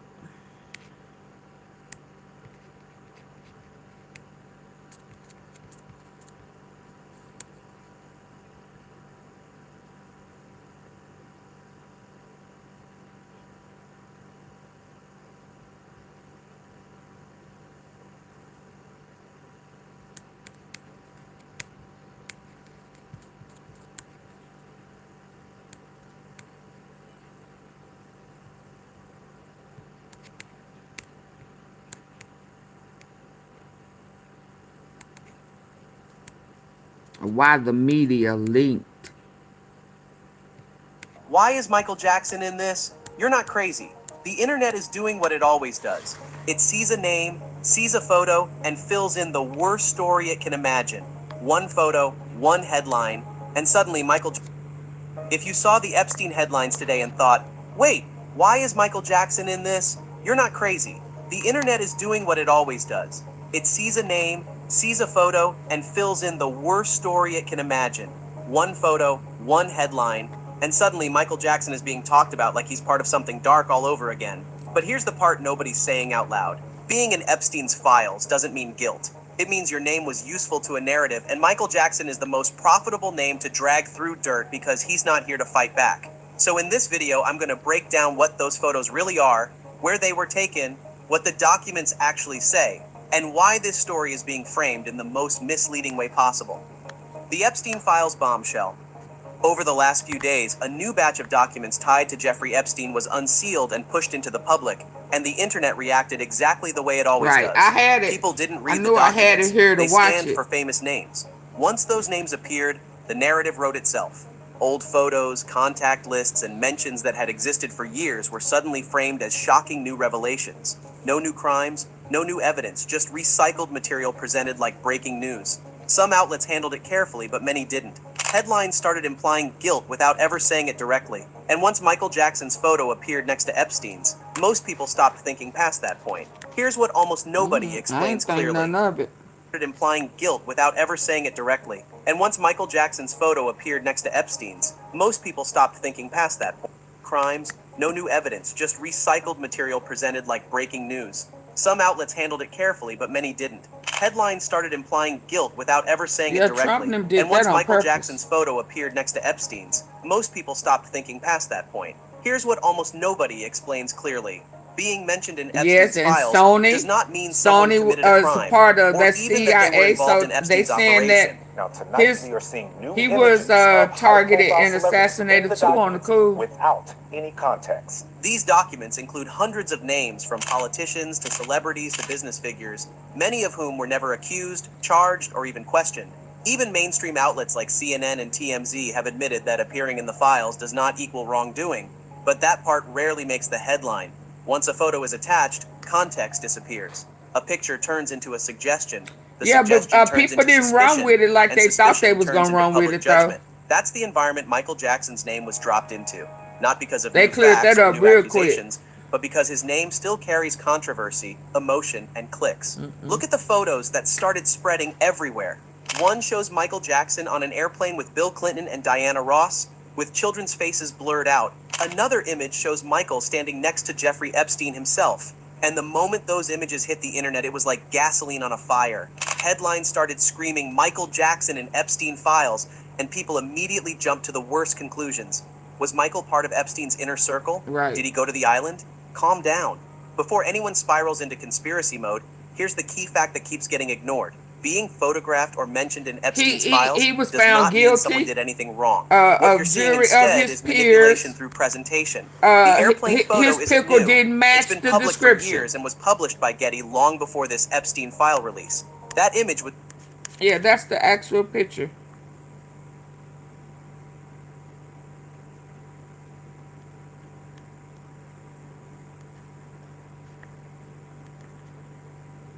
Where is it at?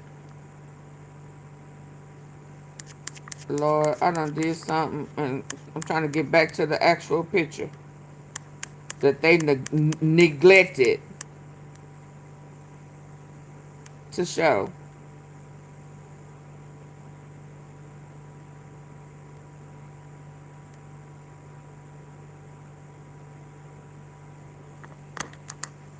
I may have went back too far.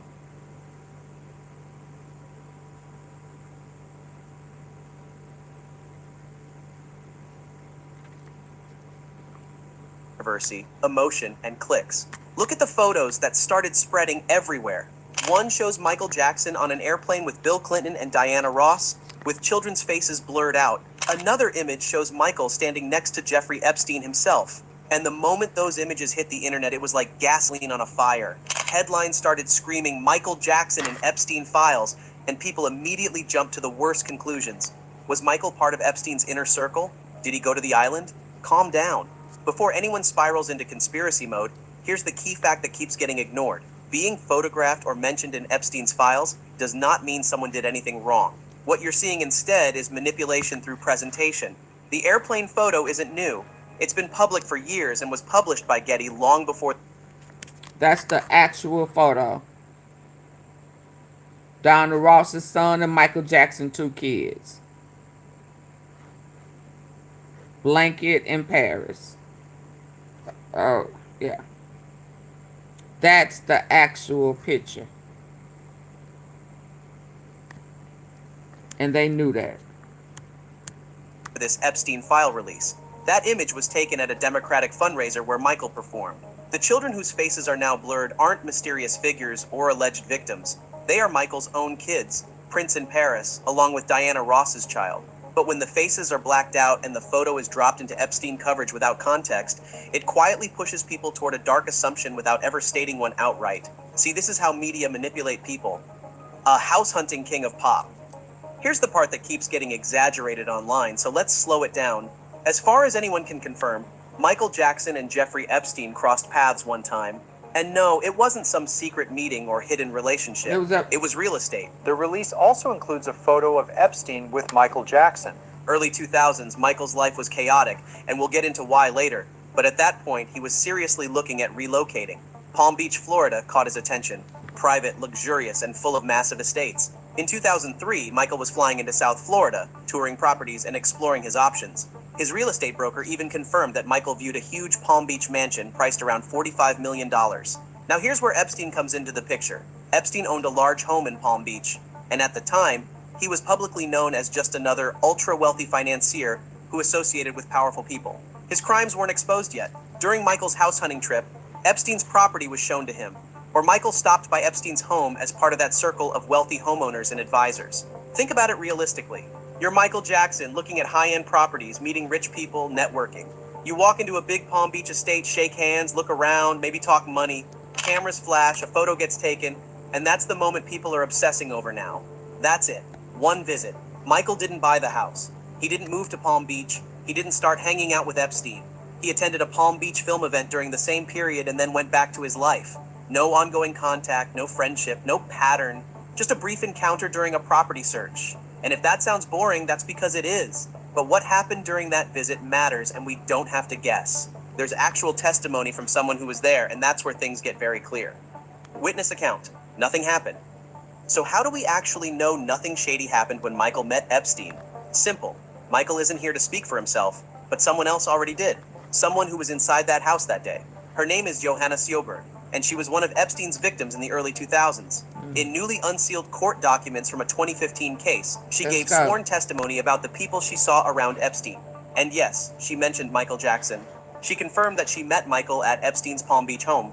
That alone made headlines. But what didn't make headlines is what she said next. Under oath, she was directly asked whether anything inappropriate happened between her and Michael. She was even asked if she was told to give him a massage, which sadly was part of Epstein's pattern with other men. Her answer was clear and direct. No, she did not.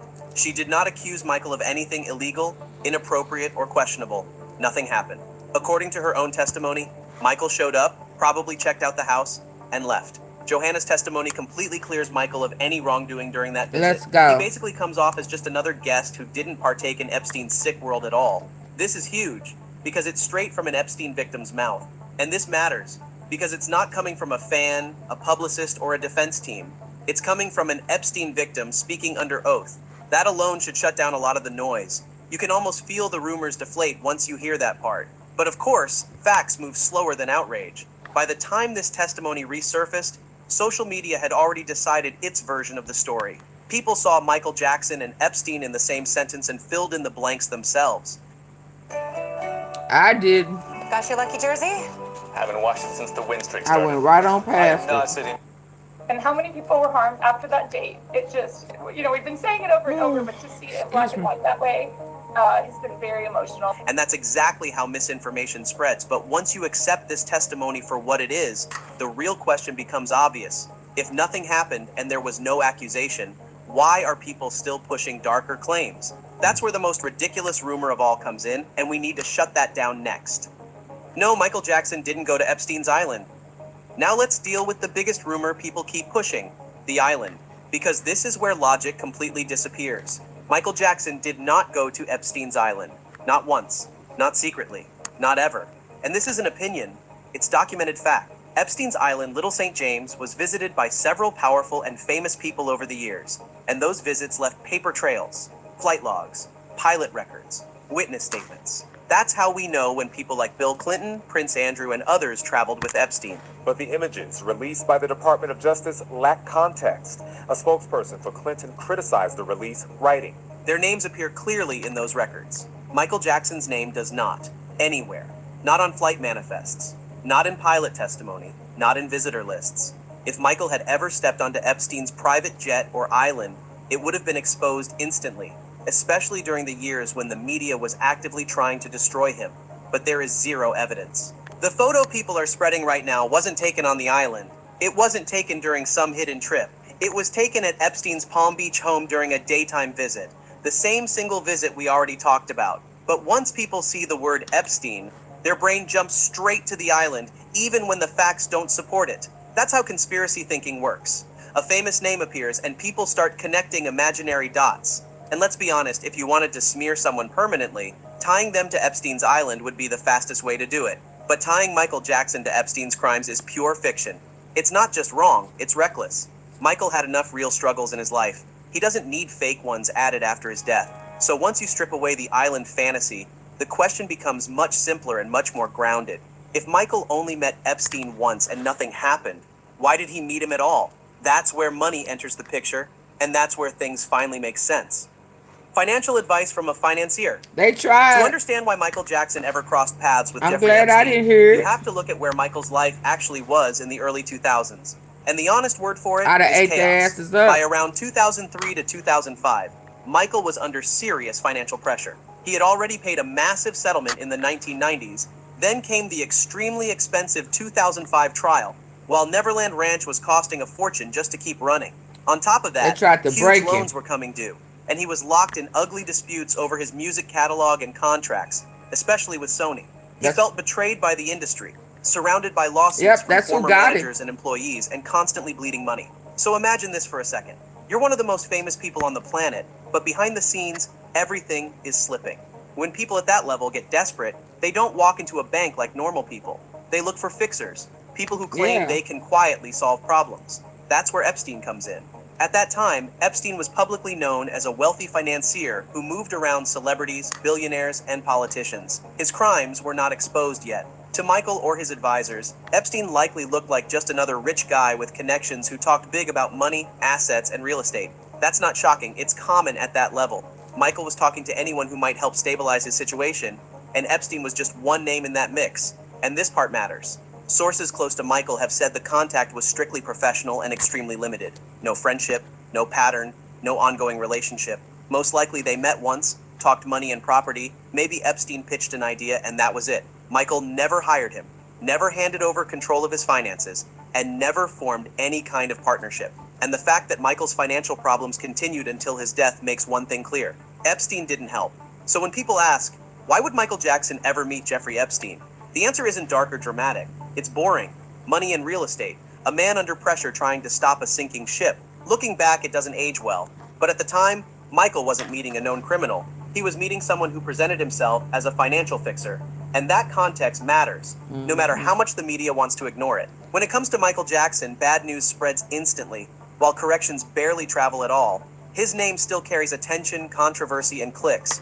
Media outlets know that linking Michael Jackson to any scandal guarantees engagement, even if the connection is weak or non-existent. Pair his name with Epstein, strip away context, blur some faces, and let the audience's imagination do the rest. And here's the part that should bother anyone who cares about truth. Epstein's crimes are horrific on their own. They don't need help. Yet Michael's name is being dragged into that story anyway, not because of evidence, but because it makes the narrative louder. A dead man can't respond. He can't sue. He can't defend himself. That makes him an easy target. But when you step back and look at the actual facts, the picture changes. One meeting, no accusations, no island trips, no flight logs, a witness who said nothing inappropriate happened, context that explains why the meeting occurred at all. This is the part most headlines don't want to emphasize because it's not dramatic enough. And that's why this matters. He sure did, Not just Gina. for Michael Jackson fans, But for anyone who understands how Trump was worse reputations than get Epstein. rewritten, his legacy is already complicated and heavily scrutinized. It doesn't deserve to be distorted further by guilt by association narratives He that dang sure collapse the said moment you apply facts. This case isn't about uncovering some hidden truth. It's about recognizing a familiar media pattern and choosing not to fall for it again.